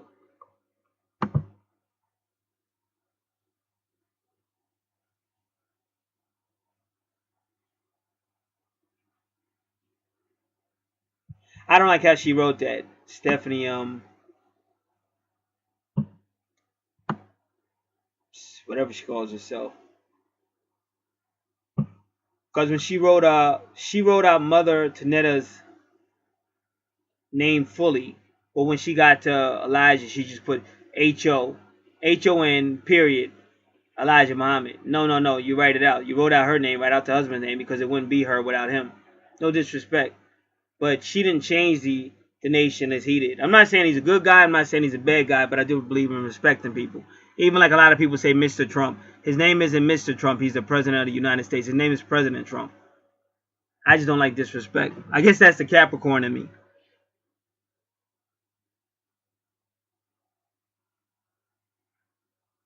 So shortly before he died in 1995, the Honorable Elijah Muhammad put forth a 22-part series called The Theology of Time. And they'll go to 22 again. It'll always be 22. That twin flame number. That's another number on your natal chart. That's why I say you can't keep ducking it. This is you. And you understand certain things. I understand that. But the universe has set you up to be far greater. Far greater. And when the universe chooses you, I mean, it's nice to be humble, but you still got to go. Like me, I got to do what I got to do. I can't stop. I can't let these people, all they want to know is, where's my twin? What about my twin? That bubblegum horoscope, bubblegum natal charts, bubblegum card readings. I can't let that bubblegum stop me from my true calling. It's greater, much greater than that. Best thing you can do is love yourself and get on with your life, and your twin will play catch up. But if you're chasing your twin, they're going to keep running. And that's what that doesn't even have to be twin flame. Watch the movie Car Wash. The guy chased the woman all through the whole movie.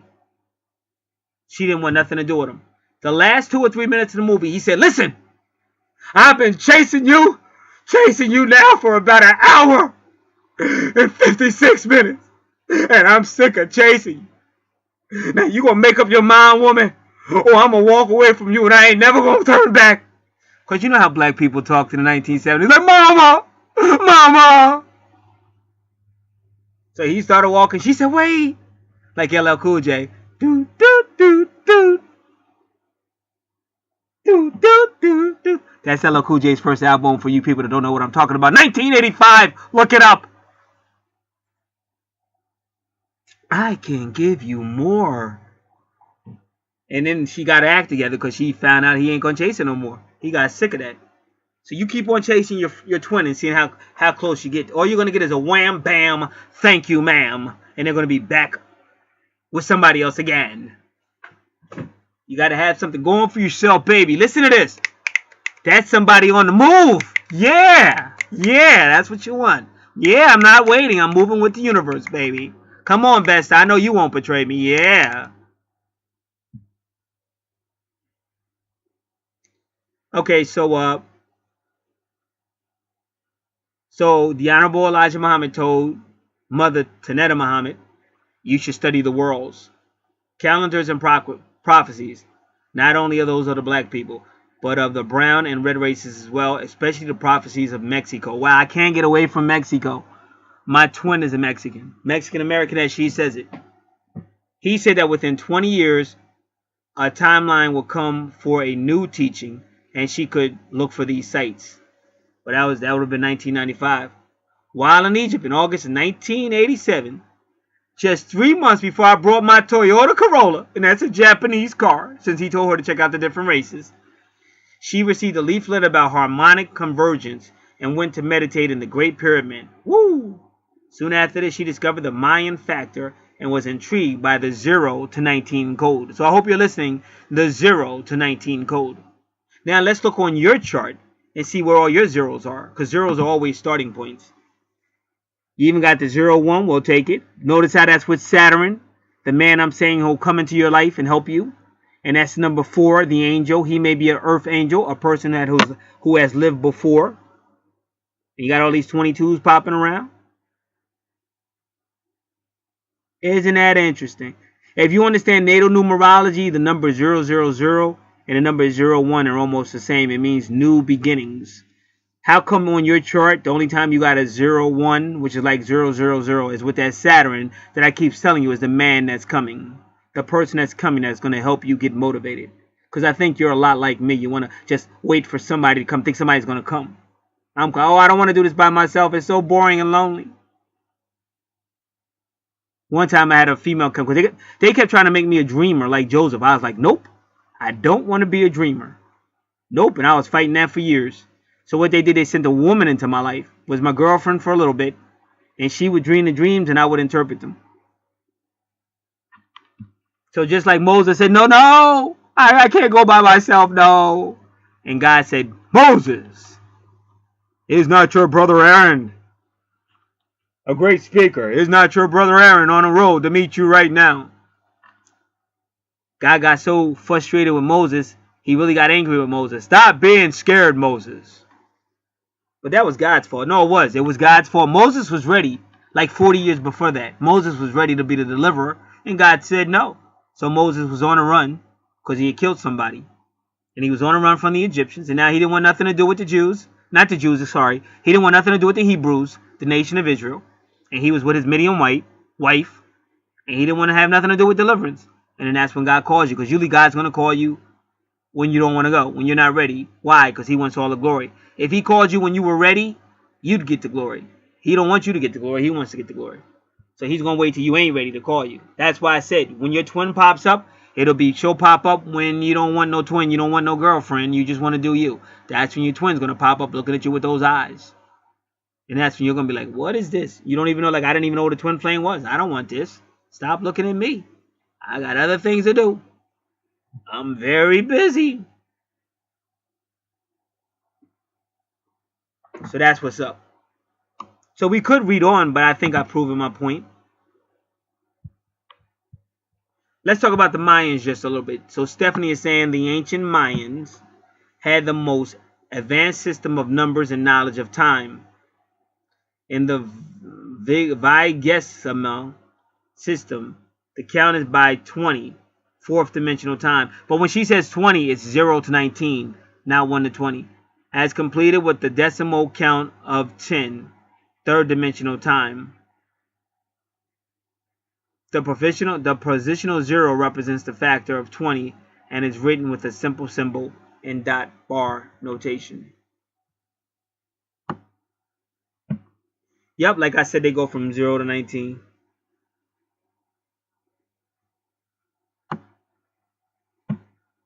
All right, I'm going to try to write this down so you can see it. Because if you look at this, it may start to bring memories back to you. It's going to hit your subconscious. Because you're down with this, woman. You're down with this. You're down with the indigenous people, even though you think, oh, no, no, not me. Yes, you are. This is your wake-up call, whether you like it or not. And they're getting ready to send your Saturn boyfriend, your Capricorn boyfriend, or your Virgo, your Earth sign boyfriend, to help get you on the way. And he may be a person of color. Oh, no! She's going to be sending me a nasty email. I've known her for a while. Me and her go back and forth. All right. Now,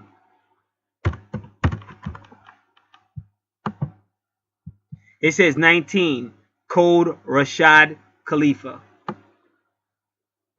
All is number. God is a number.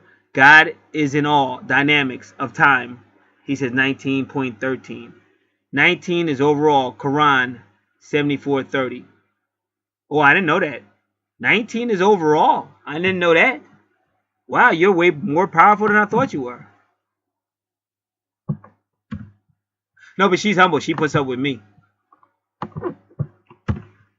19 is overall. I'm trying to check that out. Over it is 19. Then it says 19miracle.org. But it does say Quran. It says Quran 7430. And didn't I start off telling you it was 73 degrees, so 7430. That's still like 73 because 3 plus 4 is 7. 7 minus 4 is 3. That's that magic I told you all about. Quran 74:30.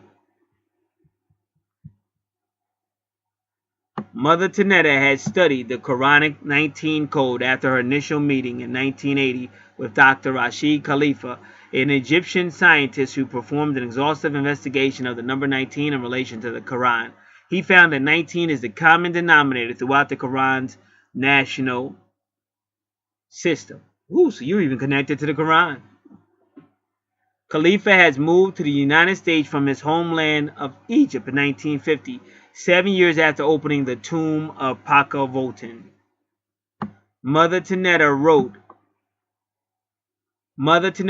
a regular column unveiling the 19 code in the Final Call magazine and said, all my fields of study attest to and prove that the universal language of mathematics provides for the measurements of music, sound, color, light, and medicine, which involves the chemistry of the atoms of life, our DNA, and the physics of our universe.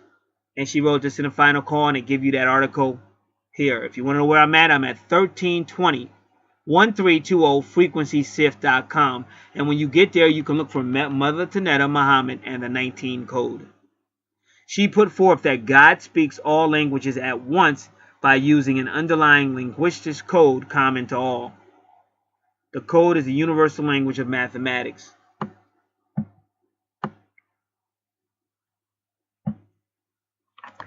Jose first met Mother Tenetta in 1988 and learned about the work of Khalifa. He later began his own investigation based on the 19 code in relation to the law of time, much of which is chronicled in his unpublished work, The Holy Quran and the Law of 19 equals 260. 260. So you would take that number and try to find it if it's in the Bible. I know they say the Great Tribulation is 1260. 1260. And this is 260. All right, now they go on. I'm going to start bypassing some of this stuff.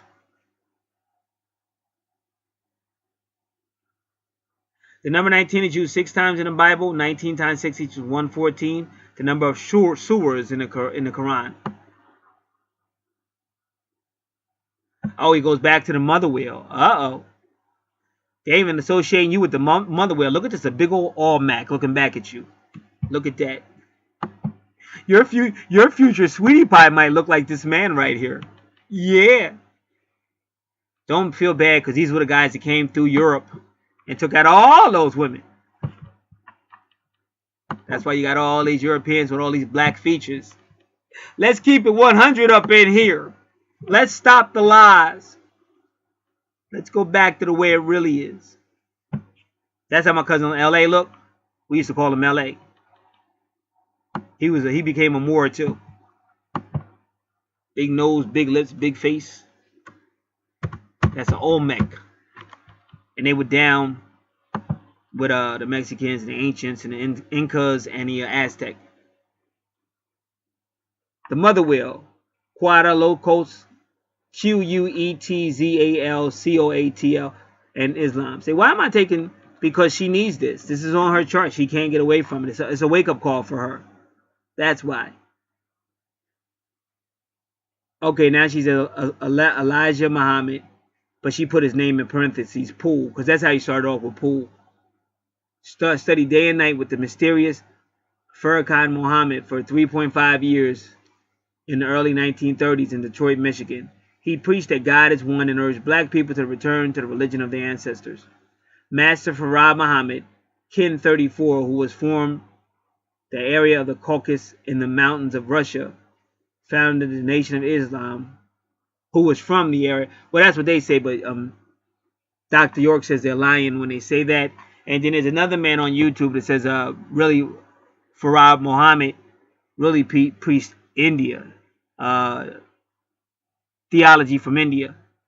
So you can look that up. Put Farad Muhammad, Muhammad, and put India. Because a lot of stuff is Freemasonry, and like even a brother just exposed Sinetta on YouTube. Said Sinetta is a Freemason, and he said the higher up you go in Freemasonry, the closer you get to Moors. And I always told you guys that. So it's a lot of stuff going on. They deal with a lot of mathematics. The Moors deal with a lot of stuff. They do stuff to affect your consciousness, wake you up, but they do it in a very unique way. And that's why you got to really know how to study. You can't believe everything you hear. You got to look beneath what they're telling you. So when they talk about the Caucasus Mountains of Russia, founded the Nation of Islam on July 4th, that's Syria. Syria is July 4th, 1930. And it says Kin 7. So they're telling you a whole lot about Russia. You got Crimea, the other place that he invaded Crimea, and the other place he invaded that I always forget. But one of them places has the oldest pyramids that we know of. So it's talking a lot about maybe ancient societies, maybe Atlantis and Lemuria, not sure. But you just got to stay awake, that's all. Early in 1934, Master Farad Muhammad traveled to Mexico. And that is where Martin Luther King's wife died. Because she was supposed to appear with President Bush on his talk he gave. And she had died. And they basically said she was in Mexico. People said, well, what is she doing in Mexico? They said alternative medicine. See, Mexico is Roswell, just like Roswell. These are so-called aliens and all that stuff. Or fallen angels. And that's why they're now talking about the mother plane or the mothership. Early in 1934, Master Farad Muhammad traveled to Mexico. And the last Elijah heard of him was through a letter received in the middle of that year. Elijah Muhammad went on to lead the Nation of Islam.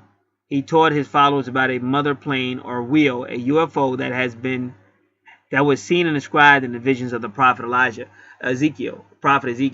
But also you can see the wheel at Psalms chapter 83. Now Jehovah's Witnesses use that scripture a lot, Psalms 83. But their boss, who started them, was Charles Taze Russell. And Charles Taze Russell was an Egyptologist, and he knew about Egypt and all that. So that's why they know about the wheel. Well, those who are in Jehovah's Witnesses higher up, the higher ups always usually know the highest up you can go. They know all about UFOs and the mother plane. And that's called Heavenly Mount Zion in the Bible. Now they hide it with different names, but it's Heavenly Mount Zion. It's called Heavenly Mount Zion in the Bible. What I'm trying to tell you, that ship is about to come back and stuff. And it's not a time to be playing games. It's not something you can decide to choose or not choose. It's a reality. Especially when you see it in your natal chart, because they have a purpose with you. Otherwise, they wouldn't put that stuff in your natal chart. So it's called the mothership, mother wheel. And it is in the book of Ezekiel. It talks about wheels within wheels and eyes around wheels. Exactly 40 years after Master Farad went to Mexico in 1974, Elijah Muhammad went to Mexico and found a house for his wife Taneta and their 4 children to live in Cuernavaca. The successor to Honorable Elijah Muhammad is Honorable Minister Louis Farrakhan.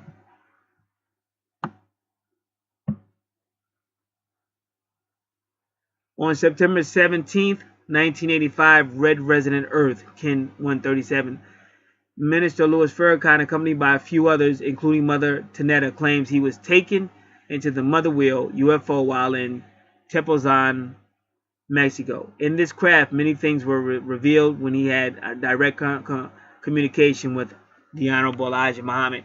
And he claims that when he was there, he just heard a voice. He said he never saw the Honorable Elijah Muhammad, but he did hear his voice. So that event occurred at a place dedicated to Quetzalcoatl. That's Quetzalcoatl. So you may want to check that out.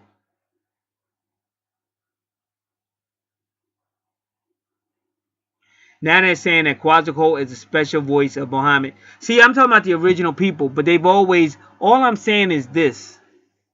Like, when you think of Mexico, you think of one thing. But really, them pyramids were built by the Olmec.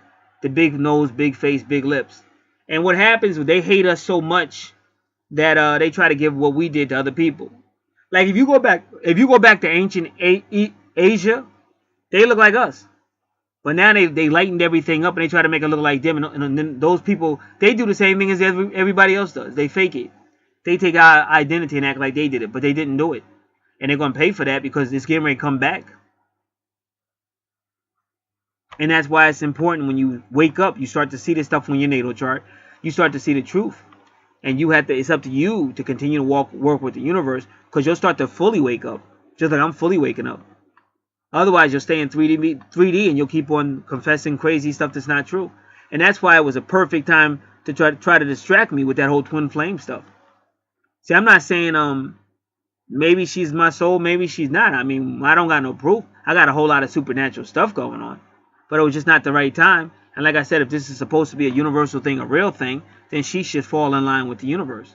She should get out of her third dimensional ego and all that bullshit she was on.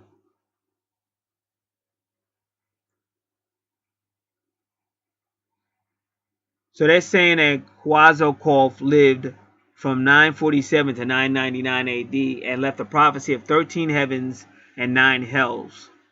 1144-year cycle that ran from 843 to 1987.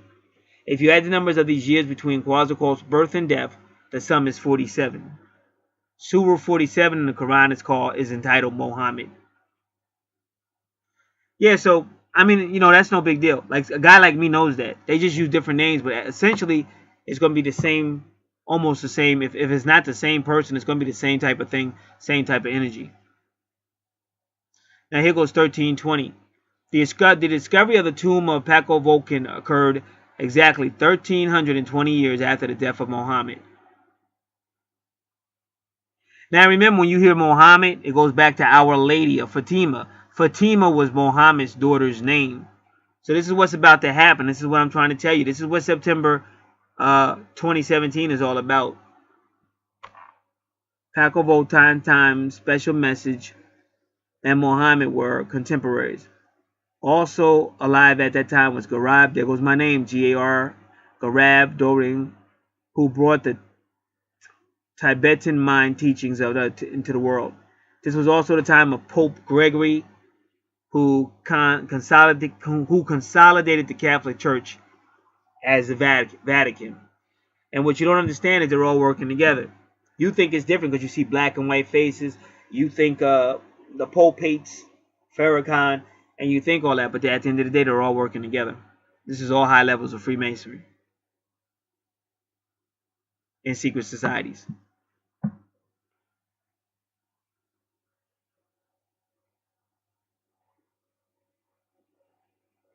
So they said at age 6, Paco Voltan was appointed to the throne in 615 at the age of 12. At the same time, on the other side of the world, Muhammad was in his 6th year of receiving the Quran from the angel Gabriel. And it's funny how you see my name Gary or Garab, and then I tell you that the archangel I report directly to is Gabriel. See, I already tell you it's all in names. It's all in names. It's all lined up. It's somebody is the dominions, principalities, and they oversee all this. Your name, your address, all that stuff is being overseen by these dominions and principalities. And when you know that, you can start to predict stuff. Like you can know based on numerology, you can go to a location and you can basically see or meet somebody who you wouldn't have met, but that person is connected to you through the number system and through the energy. So when Bakal Voton finally came into full power in 632, Muhammad passed away, leaving the Quran as the final criteria. It's interesting to note that Buddha, Christ, and Muhammad were each born 570 years apart, Muhammad being born in 570. 570 times 2 equals 1140, which is 4 years short of the prophecy of Quetzalocatl, 1144 years, as well as a fraction of 114, 19 times 6, the number of the Surah in the Quran. 570 times 19, 570 equals 19 times 30. The Nation of Islam was founded in 1930.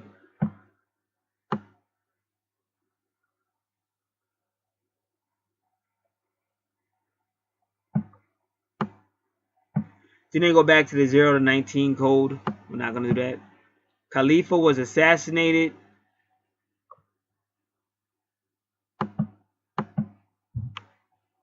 precisely 52 days after Jose discovered the 1260 and 1330 time frequencies in Geneva, Switzerland. Khalifa was born in 1935, the beginning of the final 52-year hell cycle of the 13 heavens and 9 hells prophecy. 15 is sacred to the Mayans, because you know it's 52 months in a year. 13 times 52 equals 364 days, 1 day at a time.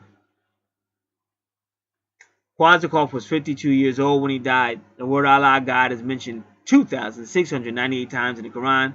The base matrix unit of this number is 52. Again, I'm not telling you Quran's right. I'm not telling you Muslims are right. I'm not telling you none of that. I'm just telling you the times we're in.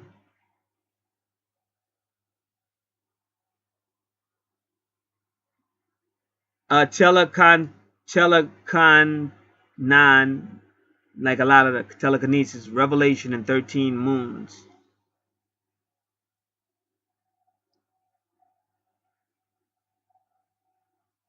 Now they say the number of high beings from the star Tau Ceti or Tulone who were traveling not in a spaceship but in a time ship.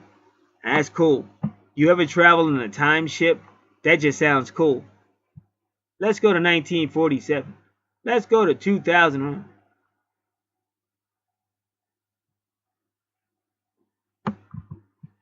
Now this is Tauceti. I want to look that up real quick.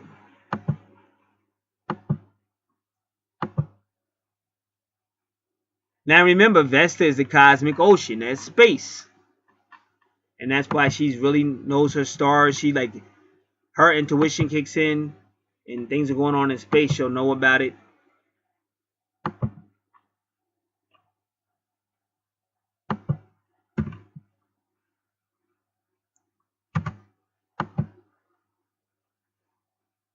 Star constellation Cetus, especially similar to the Sun, although it has only 78% of the Sun's mass.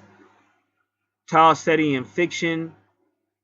Many stars may refer to the fictional works of their metaphorical or mythological association. That's the right point. So they do talk about it. Nearby alien planets.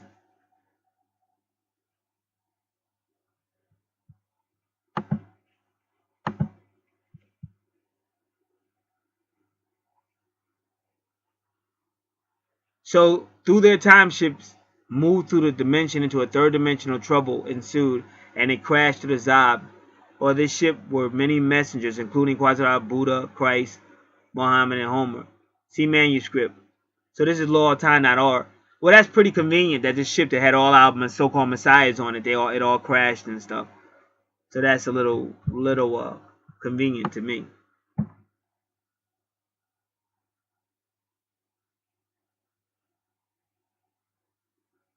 So this guy received a prophecy from them and decoded it at Mother Teneda's house in Mexico. So Rashad Khalifa was 54 when he was assassinated. Jose was 54 when he received a telecanon prophecy.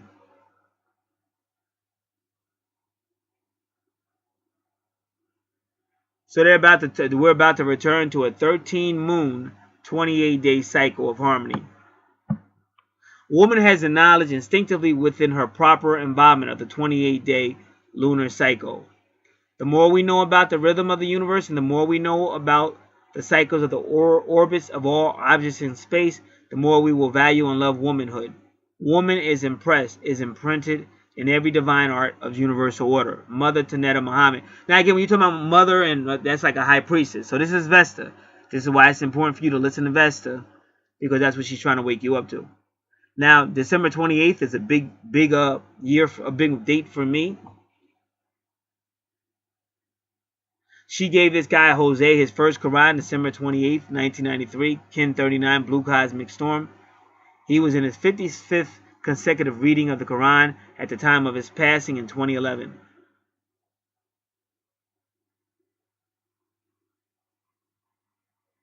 He said it's intelligence authoring the entire universe.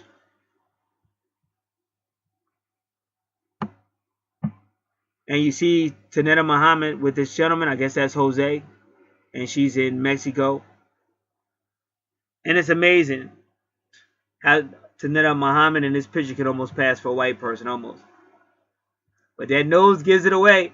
But you can tell that she's mixed. Like that's like Native and like what you call a Native American or even like Spanish. Like that's really like a picture of like somebody like an Inca.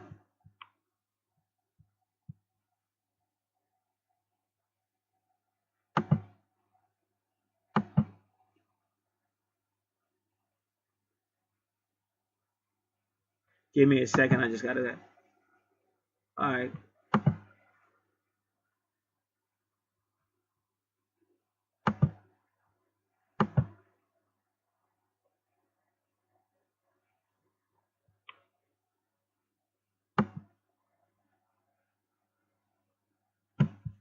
See, another reason why Honorable Elijah came out and said we're the lost tribe of Shabazz. He knew who we were, but he couldn't tell you because they would have started killing people. That's all they do. They've been killing bloodlines and stuff for so long.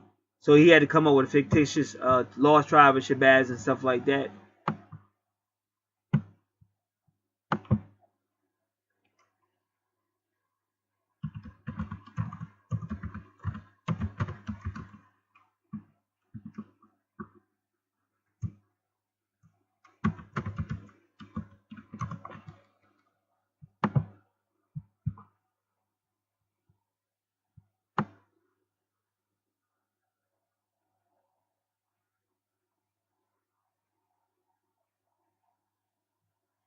Alright, so that's it. The rest of comments, I enjoyed it. I don't know if you didn't, but I did. You better get used to these ships, boy. They're already here now. I gave prophecies on June 4th. They all came true. I gave prophecies on June 4th from God that I said would come true on June 5th, and they did. All that is on this channel. That's why I said you're bouncing around looking at garbage on YouTube and a whole bunch of people talking trash. They can't prove anything. Why don't you deal with people that are telling you the truth and stop the BS? We're greater than this, but yet we allow ourselves to be lower than what we really are. So I say no more. No more. Now let's get back to Vesta in Pisces. In Pisces, Vesta waves through the cosmic queen, the cosmic ocean. Her laser point focus is somewhat more diffuse and information comes to her at subconscious levels. Woven together with different threads, netted together by forces larger than herself. Call it karma, mystery, time, divinity. Whilst the priestess knows how to commune with the elements, with her understanding of deity, this is a sign which requires her to surrender all that she knows, and all that she is. What remnants of the ego declaring that I or the individual self knows and serves in a certain way will have to be washed away with these cosmic waters. So she's going to use your Pisces. The Vesta High Priestess is going to use your Pisces cosmic waters to wash away your Aries. I am. It's important for Vesta not to get overwhelmed by the sheer depth and intensity of the psychic information she is likely to receive now. Quite a lot of messages may come through dreams. That's your Neptune, Scorpio, and your house of relationships, because Neptune rules Pisces. Or in a moment of deep meditation.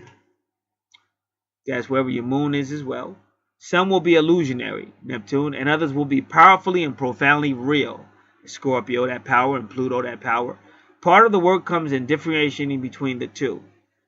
Thanks to Katrin for highlighting the need to expand on this aspect. It's easy to get loose in those waters and to lose sight of these things.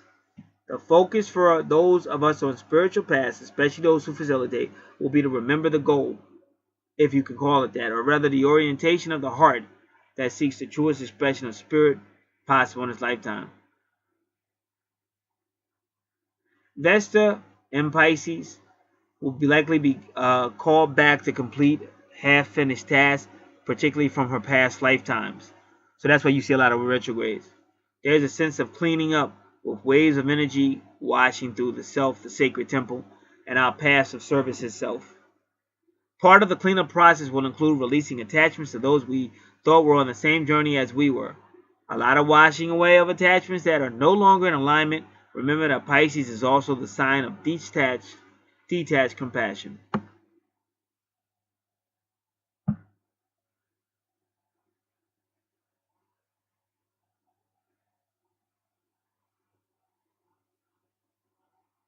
So this is all about surrender to what we perceive as sacred or spiritual.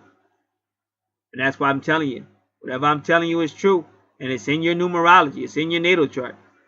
So you got to learn however you do it. Because just because you know a lot, anybody can know a lot, but you better know what's really going to happen. I'm talking to everybody. You can know all that stuff, but if you don't know about angel ships all up in the sky, cloaked out, that's why you're always seeing a lot of clouds and all that stuff. They're here. And if you don't know that September 2017 is going to change a whole lot of stuff as far as awakening is concerned. So that's what you should know, because that's what's about to happen. If you feel the I making absolute claims of knowledge, it's the only thing to say 1 + 1 + 2. It's another thing to say that 1 + 1 = 2, and knowing that makes someone superior. Perhaps worse than saying 1 + 1 = 3. So that was something she did that was real slick. That was a doctor doing that. All right.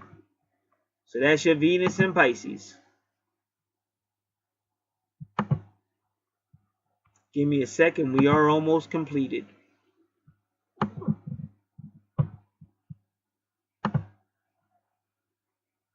And there you go, surrender. Ironically, they got that 22, because that twin flames is all about surrender. And when you see 22 again, it's about the Gemini twins, the 2. You got to surrender. You got to surrender. And ironically, as you take that look, we don't see any more 22s on your natal chart. So Vesta's going to help you surrender. And this guy's going to help you get to where the universe wants you to be, a teacher helping a lot of people. So you can use all your creativities. And they gave you advice on how not to stagnate your creativity. That was in your 5th house. So this will conclude this natal chart. If anyone else wants the natal chart read, has any questions regarding twin flames, soul journeys, any research questions you want to have done, just want to have your natal chart read, or you want a twin flames natal chart read, a compatibility chart read, means I don't think we're twins, but I just want to know if we're compatible. We do all that here. A lot of that information is in the description box below, or you can even contact me, and I have a list with everything on it. God bless.